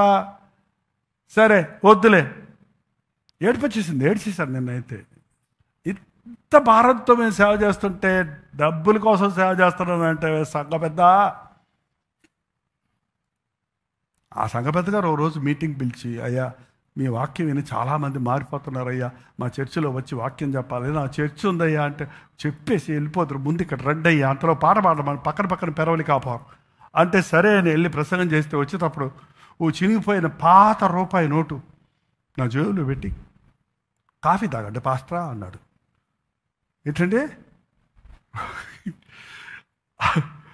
అలాంటి ఆయనకి ఏం చెప్పాలి అని, నాకు డబ్బుల కోసం రాలేదయ్యా, మీకు ఎప్పుడు పిలవ నేను వస్తానని చెప్పాను అనుకోండి. ఆ తర్వాత మేమందరం బయటకు వచ్చి బయట అక్కడ చిన్న స్కూల్లో పెట్టాము. అప్పుడు ఆ తాటాకుల షెడ్ ఉంది, ఆ షెడ్ దగ్గరకు వచ్చి అక్కడ కూర్చొని అందరం ఫోటో తీసుకున్నామండి. ఆ ఫోటో మీకు ఏమైనా దొరుకుద్ది ఇప్పుడు? You can't find it immediately. ఆ బయటకు వచ్చి ఫోటో తీసుకొని ఇప్పటికీ ఉంది ఆ ఫోటో. ఇప్పుడు కూడా నేను ఒక్కొక్క ఫేస్ నోట్ చేసుకుంటూ వెళ్తే ఆ ఫోటోలో ఉన్న వాళ్ళందరూ వాళ్ళ సేవకులు అయ్యారు. అందరూ లిటరల్లీ వీళ్ళందరూ సేవకులు అవ్వాలి, మిషనరీలు అవ్వాలని ఆ యూత్ మీటింగ్లో కన్నీటితో ప్రార్థన చేశాం. ఈరోజు చూస్తే వాళ్ళు కొంతమంది పెద్ద పెద్ద టీవీ ప్రీచర్స్ అయ్యారు. అందరు ఆ ఫోటో ఒక పెద్ద ల్యాండ్ మార్క్ నాకైతే. అది ఎప్పుడు గుర్తుపెట్టుకుంటాను నేను. మీకు చూపిస్తాను ఇంకోసారి. ఆ ఫోటోలో నన్ను ఎతికితే నేను కనపడను. ఎక్కడ ఉంటాను తెలుసా? అందరి ముందు వచ్చి చాలా చివరిలో కింద కూర్చుంటాను. అయ్యా ఫారిన్ డబ్బుల కోసం కాదు, నేను కూడా వన్ ఆఫ్ దెమ్. నేను కూడా వాళ్ళల్లో ఈ పాస్టర్ వీళ్ళందరికీ పెట్టాడు కాదు, నేను కూడా కూర్చుంటానని కింద కూర్చున్నాను. వచ్చి అందరిని బయట కూర్చోబెట్టి నిలబెట్టి. ఎందుకు చెప్తానంటే అలాంటప్పుడు మనం గొప్పగా సేవ చేస్తున్నప్పుడు కొందరికి ఎట్లా సాతాను మనకి సంతోషాన్ని తీసేయాలి, మనల్ని తప్పుగా ప్రోపగడ్డ చేయాలని ప్రయత్నిస్తాడు. కానీ అలాంటి గాయాల్లో నుండే ఆ రోజు నేను ఎంత గాయపడిందో నా గుండె నేను మర్చిపోలేను. కానీ ఈ రోజు వరకు నేను అంత ఆనందిస్తున్నాను ఆ రోజుని గురించి. ఆ రోజు ఆ నిందలు లేకపోతే ఈరోజు ఈ సంగతి ఉండేది కాదు. ఓరు చూడండి అందరి చేతులు బట్టి. ఎక్కడున్నాను నేను? అడిగి ఆ కింద కూర్చున్నా. ఏంటండి డబ్బుల కోసం కాదయ్యా అని చెప్పి వాళ్ళందరూ వరుసను పెట్టుకొస్తే అందరూ పాస్టర్లు అయ్యారు. కొందరు పాస్టర్లు సేవకులు. ఇదిగో సంతోష్ అన్న ఆయన నేను ఏ ఊర్లో, ఫిన్లాండ్ నుంచి ఎక్కడి నుంచి మొన్న ఫోన్ చేసి మాట్లాడి అక్కడ ఉన్నాడు పాస్టర్గా. ఏ కంట్రీ అది? మర్చిపోయాను, బుర్ర అన్ని పని చేయట్లే. వేరే దేశంలో ఉన్నాడు ఆయన ఏకంగా. ఇదిగో సుధాకర్, ఈయన యూత్ విత్ మిషన్లో ఉన్నాడు. అది స్పర్జన్ విక్టర్, ఆయన ఆల్ఫా మెయిన్ అగాపే మినిస్ట్రీస్ వైజాగ్లో పెద్ద మినిస్ట్రీ చేస్తున్నాడు. వాళ్ళు కుమారులు కూడా వాళ్ళు సేవ చేస్తున్నారు. ఇక్కడ కనకరత్నం ఉన్నాడు. ఒక్కొక్కరు చెప్పుకుంటూ పోతే నాకు అయిపోద్ది. ఇక్కడ యోనా కూడా ఉన్నాడండి, మన చెన్నై యోనా. ఈయన ఇంకా సేవకు రాలా. చూసారా, సేవకు ఉంది పిలిపని అప్పటి నుంచి చెప్తున్నాం. ఈ చెన్నై వాళ్ళు మాత్రం చేతుల్లో చేపలు జారిపోతూనే ఉంటారు. వీళ్ళు పట్టుపడరబ్బా. ఎంతమందినైనా పట్టుకోవచ్చు కానీ వీళ్ళని పట్టలేకపోతున్నాం. ఇంకా కొంతమంది పెండింగ్ ఉన్నారు అయితే నాకు ప్రార్థన చేయడానికి. మిగిలిన వాళ్ళు ఎక్కడున్నారు? నాతో టచ్లో లేరు. బట్ అప్పుడు టచ్లో ఉన్నారు, ఇప్పుడు టచ్లో లేరు. చాలా చాలా ఇదొక పాస్టర్, చూడటం pastor. Very good, very good, very good, very good. గాయపడిన వేళలో దేవుడు అద్భుతాలు జరిగిస్తాడు. చాలండి, తిప్పేయండి.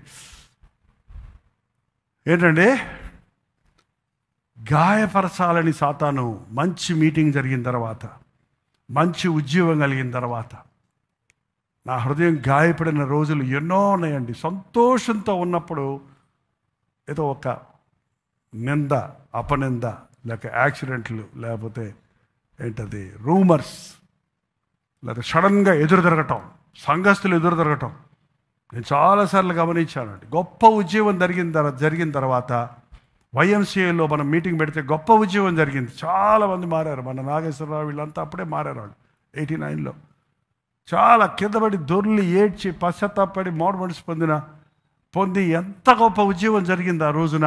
అంత ఉద్యోగం తర్వాత నా దగ్గర పక్కనే ఉండేవాడు బోస్ అనే ఒక కుర్రాడు. పక్కనే ఉండేవాడు, గొప్ప సేవకుడు అవుతాడని అప్పటికి 10 సంవత్సరాల నుంచి మా ఇంట్లో ఉన్నాడు. మా ఫ్యామిలీ ఫోటోలో is one of the person, కుటుంబీకుడిగానే తీసుకున్నాను. ఏంటంటే సడన్గా అతను తిరగబడి నేను వెళ్ళిపోతాను.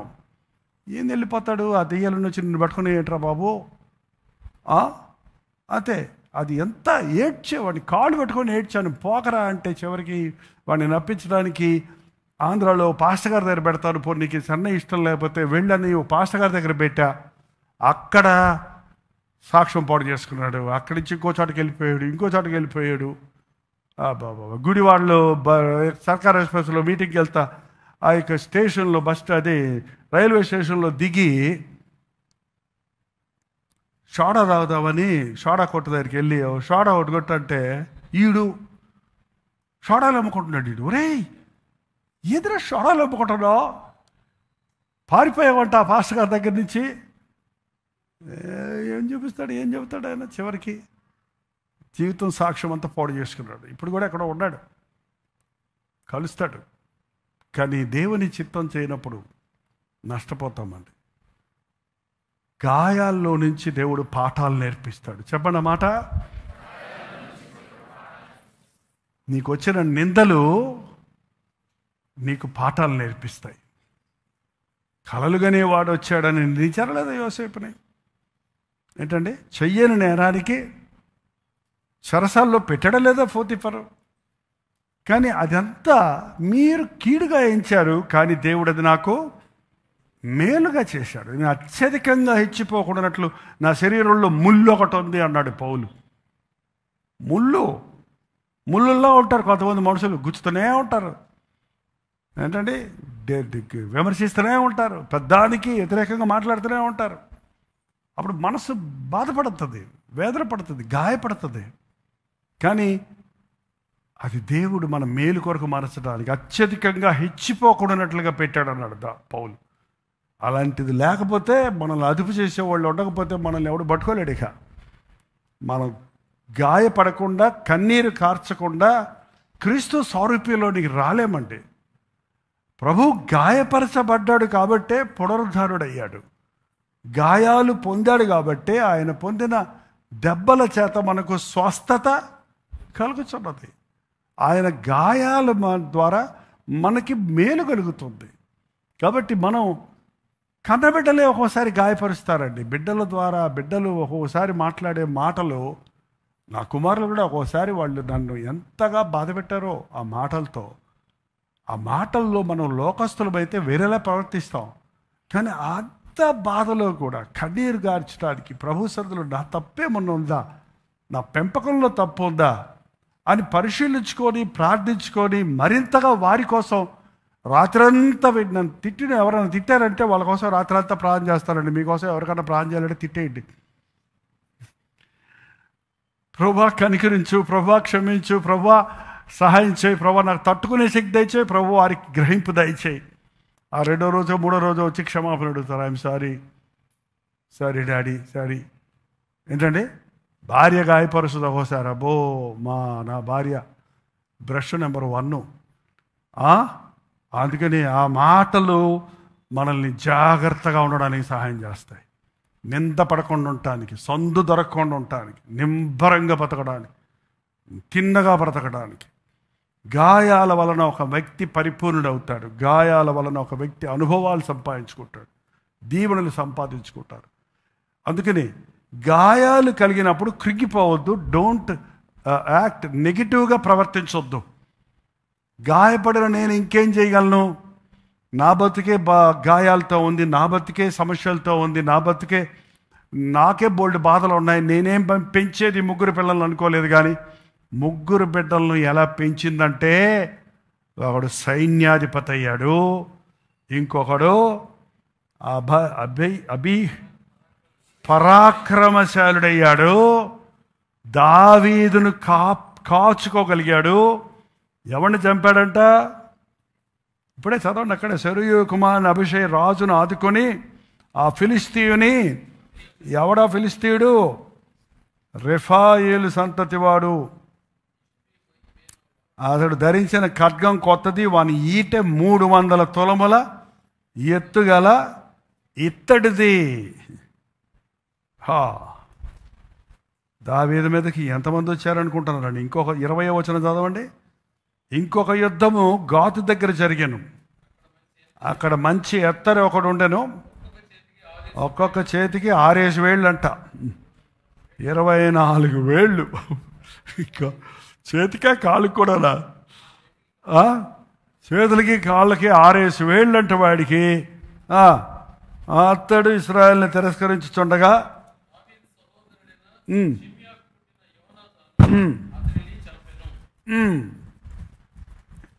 ఈయనెవరు? గొలియాతు బ్రదర్ని చంపాడు కదా. అతనెవడో ఇక్కడేనా? గొలియాతు సహోదరుడు, గొలియాతుకి తమ్ముడో అన్నా? ఓకే. పరాక్రమశాలిగా పెంచింది, సైన్యాధిపతిగా ఒక కుమారుడు అయ్యాడు, పరాక్రమశాలిగా అయ్యాడు. దావీదు కాచుకుంటున్నాడు, సేవకుడిని కాపాడుతున్నాడు అండి.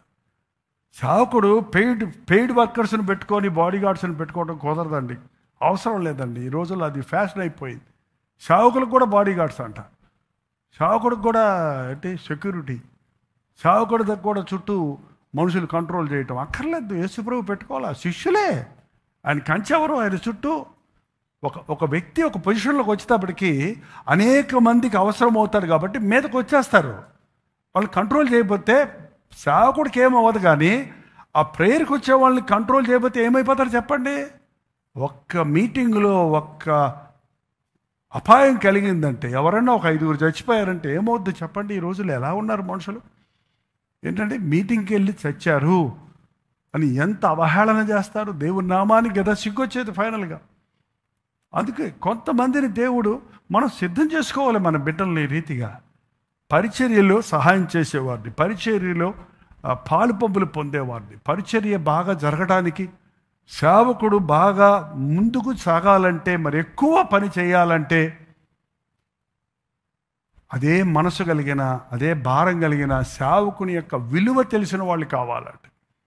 విలువ తెలియటం లేదు ఇవాళ. మీలాంటి వాళ్ళకి అస్సలు తెలియదు నా సంగతి, నా విలువ. ఒక్క మనిషి మీద దేవుడు ఇంత పెట్టాడు.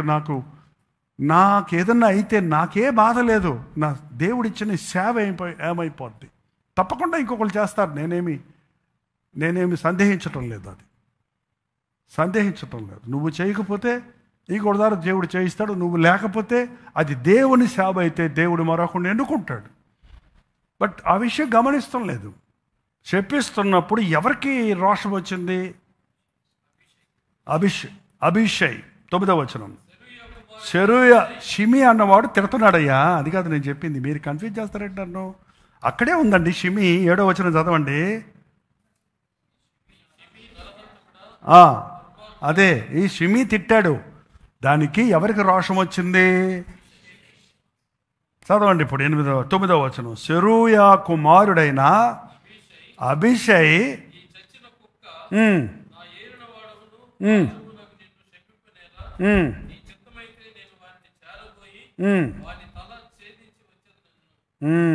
ఏమంటున్నాడు? మిగిలిన వాళ్ళు చాలామంది ఉన్నారు పక్కన, వాళ్ళు ఏం మాట్లాడతల్లా. వాళ్ళు ఎలా సందురైతే పారిపోదామని చూస్తున్నారు. ఆ రాళ్ళు తీసి కొడితే నాకు కూడా పడతాయి కదా. ఏంటంటే అసలు కూడా వచ్చిన వాళ్ళే చాలా చిన్న గుంపే, రాజుకున్నప్పుడు చాలా పెద్ద గుంపుకున్నారు. కాళ్ళకి చెప్పులు వేసుకోకుండా ఏడ్చుకుంటా బయటకు వస్తే ఎవరు వెంటలేరు.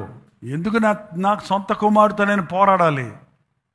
దావీదు తన సొంత కుమారుని చంపాడంటారు. నేను వాడి చేతుల్లో చచ్చిపోతే తండ్రిని చంపినోడని వాడిని తిడతారు. వాడిని తిట్టినా నాకే బాధ, నన్ను తిట్టినా నీ కొడుకుని తిడితే నీకు కదా బాధ, నీ సంఘస్థులు తిడితే నీకు బాధ బాధ, నీ సేవకుని తిడితే నీకు కదా బాధ, ఏంటంటే నీ భార్యను దూషిస్తే నీకు కదా బాధ.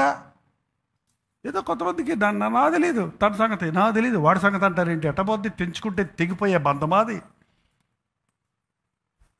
దావీదు మనసు చూడండి, అంత సహించుకుంటుంటే ఈ సెరూయా బాడీ గార్డ్గా ఉన్నాడని చెబుతున్నాను చూసారా. అక్కడ యుద్ధానికి వెళ్ళినప్పుడు ఉన్నాడు. ఇక్కడ ఏ యుద్ధము లేకపోయినా ఓడిపోయినోడికి కూడా తోడుండే వాళ్ళు ఎవరైనా ఉంటారండి?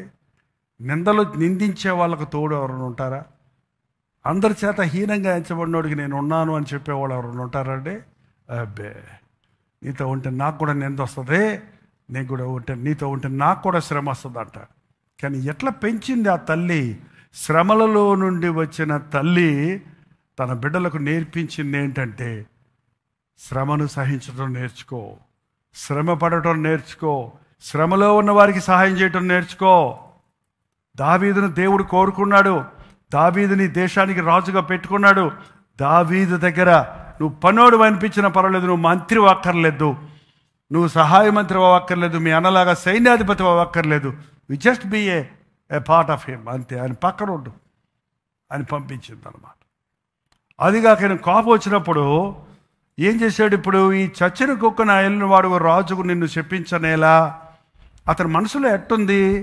తిట్టేవాడేమో చచ్చిన కుక్కంట, చీపో చీపో అని తిట్టించుకున్నవాడేమో ఇంకేమన్నా నరహంతకుడు, దుర్మార్గుడు అంట వాడి దృష్టిలో.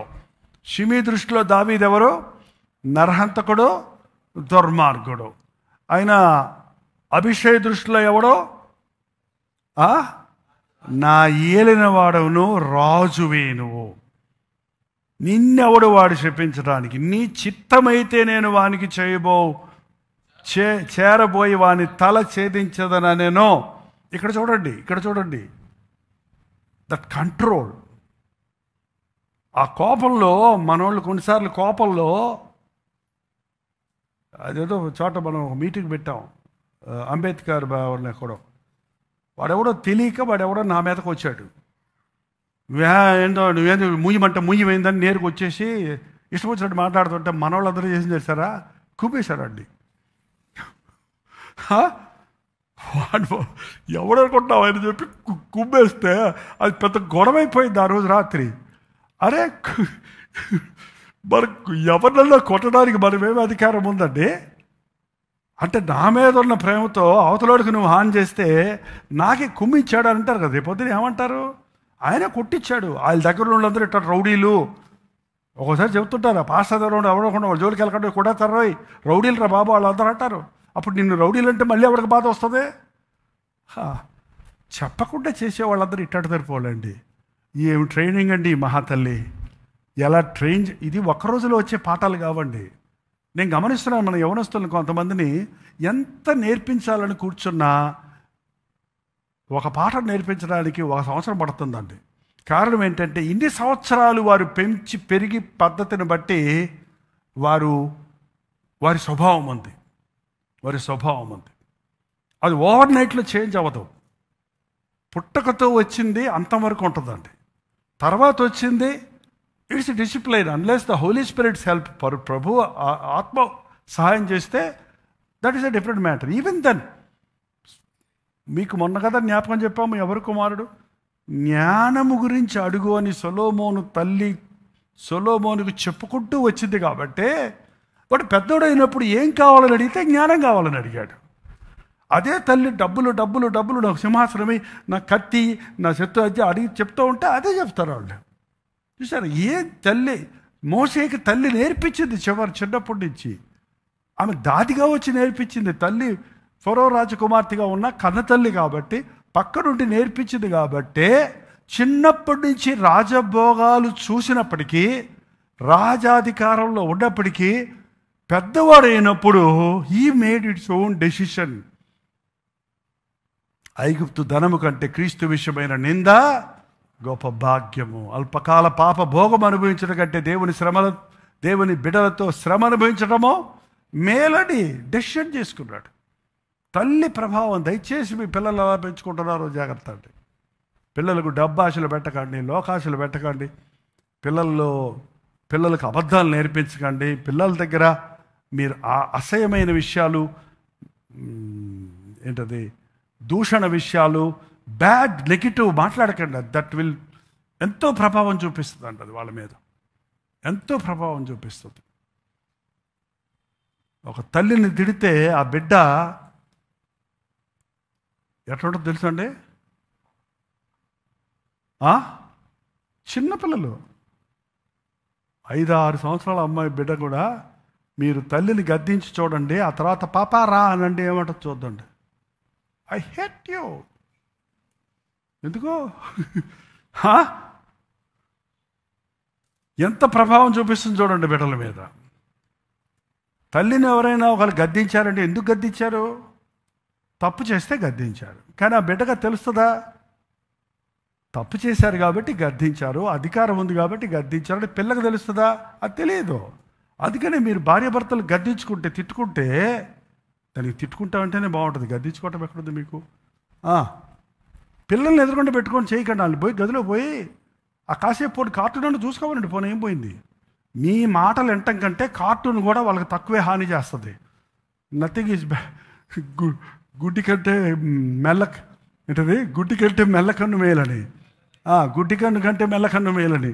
అసలు ఎందుకు బిడ్డల మనస్తత్వాలు పాడవుతున్నాయి అంటే the way we are bringing up. ఈ తల్లి ఎట్లా పెంచిందంటే వీళ్ళని, అతని దగ్గర ఉన్నప్పటికీ అతని పర్మిషన్ లేకుండా, అతని అనుమతి లేకుండా, కావాలంటే తలకాయ బగలగొట్టేస్తానంటున్నాడు. అంత శౌర్యం ఉంది. అని చంపాడు కదా ఒకడిని, అక్కడ చంపలా. అట్లాగే వీడిని చంపగలడు, కానీ అతడు విరోధి. ఈయన పక్షంలో నుంచి వచ్చిన వాడు, అబ్సలోము పక్క తీరిన వాడు.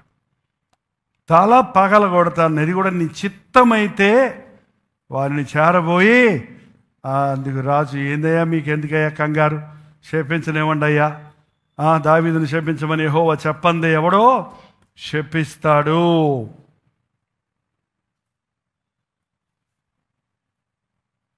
కడుపును పుట్టిన నా కుమారుడి ప్రాణం తీస్తుంటే వాడెవడో, ఈ బెన్యామీయుడి ప్రకారం చేయటంలో ఏమీ, ఎవడు వాడు? అన్యుడు కాదు. ఎవరు వెళ్తానో? బెన్యామీయుడు, తిట్టేవాడు. చూసారా, ఎవరిని చంపాలి, ఎవరిని చంపకూడదు, ఎవరితో ఎలా మాట్లాడాలని తెలుసుండాలండి. అక్కడ పర్మిషన్ అడగలేదు, వాడు వచ్చేస్తుంటే మీదకి దావీదుని చంపుతానన్నాడు అంటాడు. అంతే. ఏంద్రా నువ్వు చంపేది ఆయన్ని, నేను చూసుకుంటానన్నాడు. అన్యుడు, యుద్ధం విరోధి కాబట్టి. ఇక్కడికి వచ్చేటప్పటికి ఇతడు బెన్యామీయుడు. ఇంకో కుమారుడు అన్నాడు. అది ముగించేద్దాం చూడండి. ఆ కుమారుడు పేరేం చదివారు ఇందాక? రెండో వచ్చాడు అస్సు. ఓకే, నేను ఇంగ్లీష్ బైబిల్ కూడా చదువుతుంటాను, అందుకని పేర్లు ప్రొనౌన్సియేషన్ తేడా వస్తుంది. దానికి దీనికి కమాన్ తెలుగులో చదవండి. అది ఆ రిఫరెన్స్ రండి ఒకసారి. 2:18.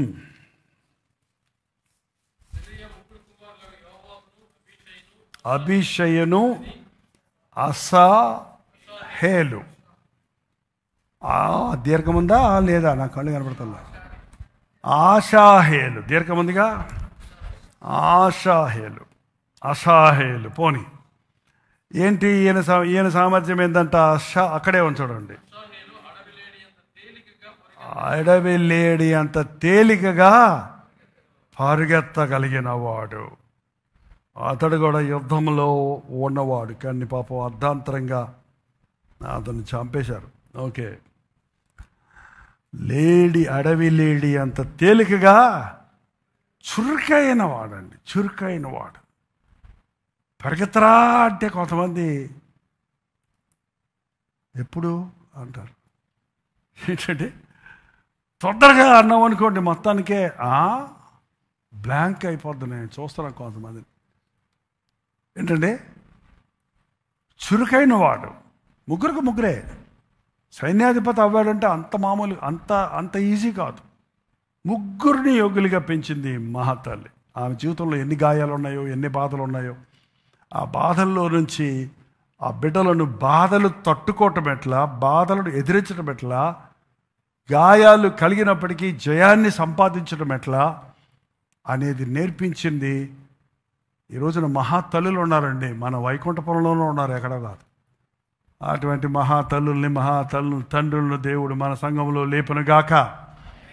నీ బిడ్డలను యోగ్యులుగా చేయుటకు నువ్వు నేర్చుకుందువుగాక. గాయాలు మనకి పాఠాలు నేర్పిస్తాయి. మరోసారి చెప్పండి. ఆ గాయపడిన వేళలో కృంగిపోవద్దు. ప్రతిసారి మనం బాధల గుండా వెళ్తున్నప్పుడు, నిందల గుండా వెళ్తున్నప్పుడు, దేవుడు ఏదో ఒక అద్భుతం చేస్తున్నాడు, దేవుడు ఏదో నేర్పిస్తున్నాడు, దేవుడు మనకి పరిపక్వతనిస్తున్నాడు. ఆ సమయాల్లో ప్రభు మన పక్కనే ఉన్నాడు. ఆయన గాయపడిన చేతులతో మనల్ని కడుతూనే ఉన్నాడు, కాపాడుతూనే ఉన్నాడు, ఆదరిస్తూనే ఉన్నాడు. నా వల్ల కాదు ఇది, ఈ ముగ్గురు బిడ్డలను పెట్టుకొని నేను బ్రతకలేను, ఇలాంటి భర్తతో నేను ఏగలేను, ఇలాంటి భార్యతో నేనే సేవ చేయలేను, ఇలాంటి కుటుంబంతో నేను ముందుకు సాగలేను, ఇటువంటి సంఘంతో నా వల్ల కాదు. నాకు అలా చేతులు ఎత్తేస్తాను చాలా. నా చేత కాదు అనుకున్న సమయంలో ఆ ముళ్ళు ఉంటేనే, ఆ రాళ్ళు ఉంటేనే, ఆ గరుకు ఉంటేనే మనకు పాసి పట్టకుండా ఉంటుందండి. ఓ పాస్టర్ గారు ప్రార్థన చేస్తాడంట, ప్రభువా ఎన్నిసార్లు చెప్పినా నా ప్రార్థనకు జవాబు, చర్చిలోకి వచ్చిన వాళ్ళందరూ మారిపోవాలంటే వచ్చిన వాళ్ళందరినీ మార్చేసుకుంటున్నావు కదా, ఆ ఇద్దరు మాత్రం సగపెదలు మారినట్టున్నారే ప్రభువా, పెద్దానికి బ్రేకులు వేస్తారే, పెద్దానికి గొడవ పెడతారే, ముందుకు సాగలేకపోతున్నామే, అందరూ ఎస్ అంటే వీళ్ళిద్దరు నో అంటారే, వీళ్ళని తీసేయ్యా, వీళ్ళని మార్చేయ్యా, లేకపోతే వీళ్ళని తీసేయ్యా సంఘంలో నుంచి అంటే ప్రభు అన్నాడట, ఉండని అయ్యా, వాళ్ళు ఉండని, నీ పాసి తోముకోవడానికి వాళ్ళు ఉండాలి. ఏంటండి, చేపలు కొనుక్కొచ్చి నీవు గ్రైండేట్ దాని మీద వేసి రుద్దావనుకో, పోద్దా పాసి? గరుకురాయి వేస్తే 5 నిమిషాల్లో శుభ్రంగా పోలీసంతా ఓడిపోయి నీ శ్వాసన ఎగిరిపోద్దు చూడు. అట్లాగా నువ్వు కంట్రోల్లో ఉండటానికి వాళ్ళని ఉండని, నువ్వు తగ్గించుకోవడానికి, నువ్వు దీనంగా ఉండడానికి, నువ్వు సహించుకుంటావు ఎంత ఉంది నీ దగ్గర తెలుసుకోవడానికి ఉండనివ్వన్నాడట. నిజంగానే కొన్నిసార్లు మన జీవితాల్లో అలా కొందరు ఉండిపోతారు. ఆ ముళ్ళు తీసేయి అంటే నేను తీను, కానీ నా కృప నీకు ఇస్తాను. ఎంత గొప్ప దేవుడు అండి. నీకు అడ్డంగా ఉన్నాయి, నీ గాయాలను చేయకుండా నేను ఉండను, కానీ గాయాలనే మాన్పుతా. నీ గాయాల్లో నీకు పాఠాలు నేర్పిస్తా, నీ బాధల్లో నీకు అద్భుతమైన సత్యాలు నేర్పిస్తా అని చెప్పే ప్రభువుగా మనకున్నాడు కనుక నా కృప నీకు చాలు. ఏ స్థితిలో ఉన్నప్పటికీ దేవుని కృప మనకుంటే అది చాలు.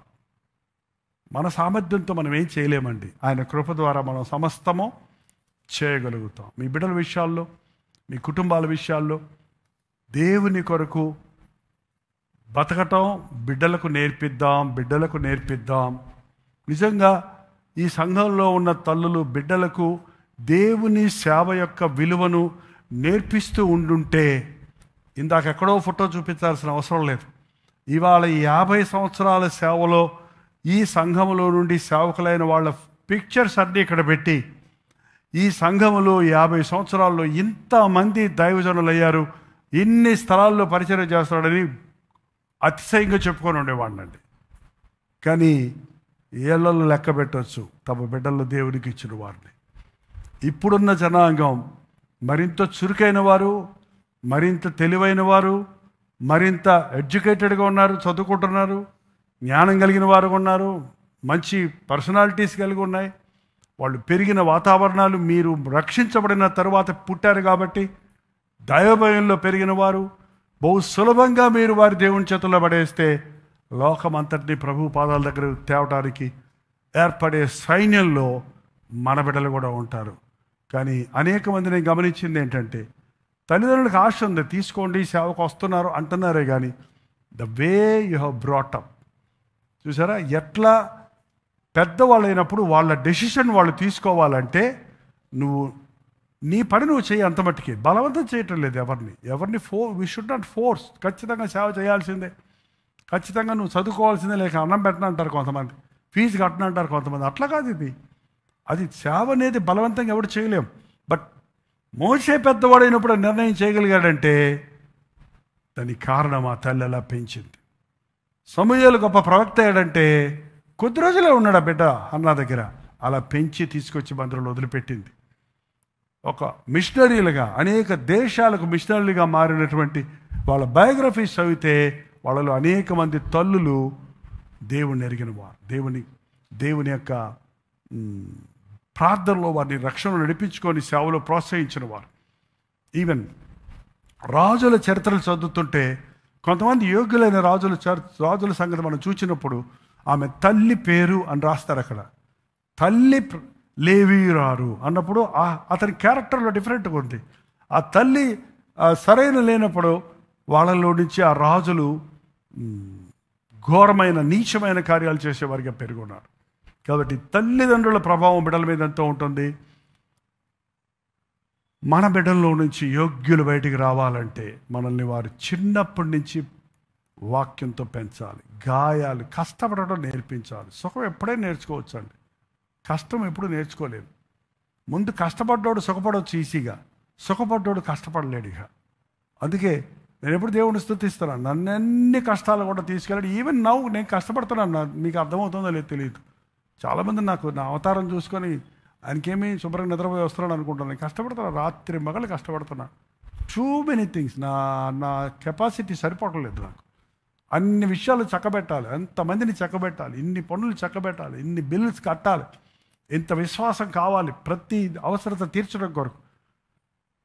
ఎవరు సరైన సహాయకులుగా ఉంటే ఈ మినిస్ట్రీ ఎక్కడికో వెళ్ళేదండి. కొన్ని నేను చేయలేను. ఒక ఆఫీస్కి వెళ్ళాలంటే, ఒక పర్మిషన్స్ తీసుకురావాలంటే, ఒక మంచి కంప్యూటర్లో ఒక ప్రాజెక్ట్ తయారు చేయాలంటే, ఇంకా ఈజీగా మన మినిస్ట్రీని డెవలప్ చేసుకోవాలి, లేకపోతే ప్రమోట్ చేసుకోవాలంటే బోల్డ్ యాక్సెస్ ఉన్నాయి. ఈ రోజున ఆ టెక్నాలజీ ఉంది, కానీ సహాయకులు లేరు.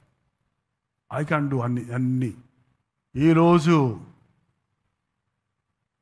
మీ కుమారులను, మీ కుమార్తెలను మీరు దేవుని సేవలో పాలిభాగస్తులు అవడానికి సిద్ధపడండి. If we all work together we can do great things for God. మనందరం ఏక మనసుతో ప్రార్థిస్తే, పనిచేస్తే గొప్ప కార్యాలు చేయగలుగుతామండి. ఒకే విశ్వాసంతో నరులేమి చేయగలరండి మనకి? నిన్నే ఆశ్రయించానయ్యా, నిన్నే నమ్ముకున్నానయ్యా, నీవే నన్ను బలపరచు. తవలు వంచండి, మోకరించండి, ప్రాంచేద్దాం. కొద్ది నిమిషాలు మోకరిద్దాం. లైవ్లో ఉన్నవాళ్ళు, జూమ్లో ఉన్నవాళ్ళు కూడా మాతో పాటు మోకరిస్తారా? కొన్ని ప్రాక్టికల్ విషయాలు ఇవాళ మనం ధ్యానిస్తున్నాం. మీరు కూడా మేలు పొందండి. మంచి తల్లులుగా మీ బిడ్డలను దేవుని కొరకు పెంచండి. మీ మట్టుకు మీరు దేవుని కొరకు వాడబడినట్లుగా మిమ్మల్ని మీరు సిద్ధపరచుకోనండి. దయచేసి తలలు పంచండి. ప్రతి వారు ప్రార్థన చేద్దాం.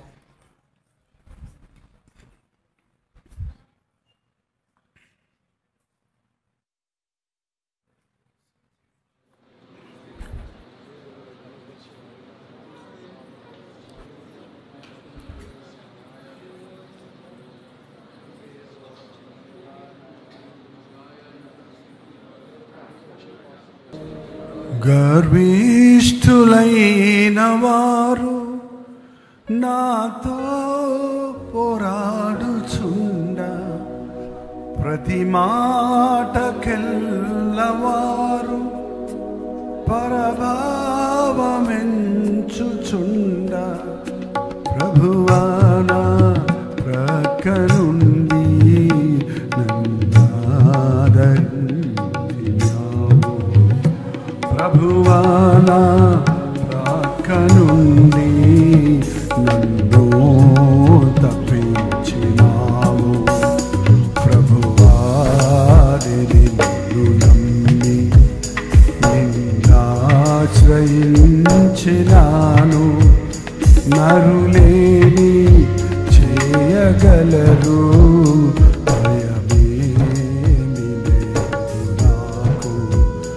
నరులేని చేయగలరు భయమేమి లేదు నాకు. ప్రభువా నిన్ను నమ్మి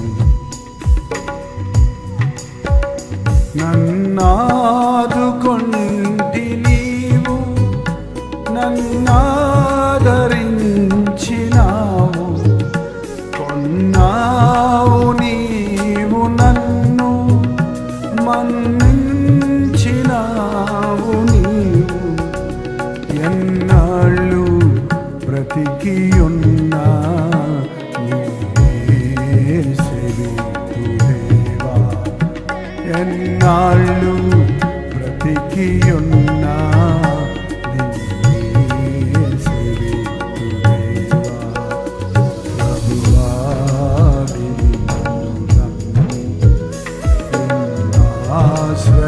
ఆశ్రయించినాను.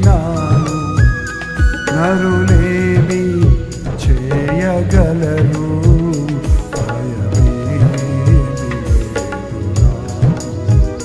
నరులేమి చేయగలరు భయమేమి లేదు నాకు. ప్రభువా నిన్ను నమ్మి. అవును ప్రభువా, నిన్ను నమ్మిన వారిని నీవు విడిచిపెట్టేవాడివి కాదా? గాయాలను మాన్పేవాడివి నీవే, ఆదరణ కలుగజేసేవాడివి నీవే, పాఠాలు నేర్పించేవాడివి నీవే, అనుభవాలను నేర్పించేవాడివి నీవే. మా జీవితాల్లో కలిగే ప్రతి పోరాటములో, నిందలలో, అవమానములలో, కష్టములో, కన్నీరులో, మా గాయాలలో నీ చేతులు మాపై పనిచేస్తే చాలయ్యా. నీ కౌగిల్లో మేముంటే చాలయ్యా. నీ గాయాలతో మా గాయాలకు స్వస్థత కలుగుతుంది కనుక మమ్మల్ని అర్థం చేసుకోగలిగిన, మమ్మల్ని ఆదరించగలిగిన, మమ్మల్ని బలపరచగలిగిన ప్రభువుగా నీవు ఉన్నావని నిన్నే నమ్ముకోవడానికి సహాయం చేయాలి. నీవే మాకు ఆశ్రయము, నీవే మా దుర్గము, నీవే మా కొండ, నీవే మా కోట. నీవు చాలిన దేవుడివయ్యా. నా కృప నీకు చాలన్న దేవుడివయ్యా. నీ కృప మాకు దయచేయి నాయన. మా బలహీనతలు చూసుకొని మేము కురికిపోక, మా పరిస్థితులు చూసుకొని మేము ఆగిపోక, దేవుడు తోడున్నాడని ఆ తల్లి ఆ ముగ్గురు బిడ్డలను ఎలాగో నీ కొరకు పెంచిందో అలాగూ మా బిడ్డలను పెంచుకోవటం మాకు నేర్పించయ్యా. అలాగూ సంఘాన్ని కట్టుకోవటం నాకు నేర్పించయ్యా. అలాగే సేవకుడిగా మా బాధ్యతలు మేము నెరవేర్చడానికి సహాయం చేయ్యా. గాయపడుతూ గాయాలలో ఉన్న వారిని ఆదరించే ఆ శిలువ ప్రేమను మాకు దయచేయ్యా. ఈ అంచె దినాలలో మనుషులు ఎక్కడ చూసినా స్వార్థప్రియులుగా ఉండటం, బాధించేవారు బలహీనులను బాధిస్తూ, బలాఢ్యుడు బలహీనులను బాధిస్తూ ఉండడం చూస్తుండగా బలహీనుల పక్షములో ఉన్న నిన్ను ఆశ్రయించడానికి మాకు సహాయం ఇచ్చారు. ఎన్నో మీటింగ్స్కి వెళ్తున్నప్పుడు ఎన్నో రకాల బాధలలో ఉన్న వారి బాధలు వారు షేర్ చేస్తున్నప్పుడయ్యా వారి కొరకు భారత్తో ప్రార్థించటకు సహాయం చేయండి. వారి పక్షంలో నీ సన్నిధిలో విజ్ఞాపన చేయటకు సహాయం చేయండి. ఏదో మీటింగ్కి వెళ్ళి వచ్చామని సంతృప్తి కాక వారి నిమిత్తమై ప్రార్థించవలసిన, వారిని మంచి దారికి తీసుకురావలసిన, వారిని పరిపూర్ణులుగా చేయవలసిన భారం నాయన మా మీద ఉందని గుర్తించడానికి సహాయం చేయండి. ఈ దీన సంఘంలో సరైన ప్రార్థనా పరులు లేపు, సహాయకులు లేపు. నీ పనులు చేస్తున్న వారిని నీవు అభిషేకించయ్యా, అభిషేకించు నాయన. మా సొంత శక్తితో నీ గొప్ప పని చేయలేము నాయన.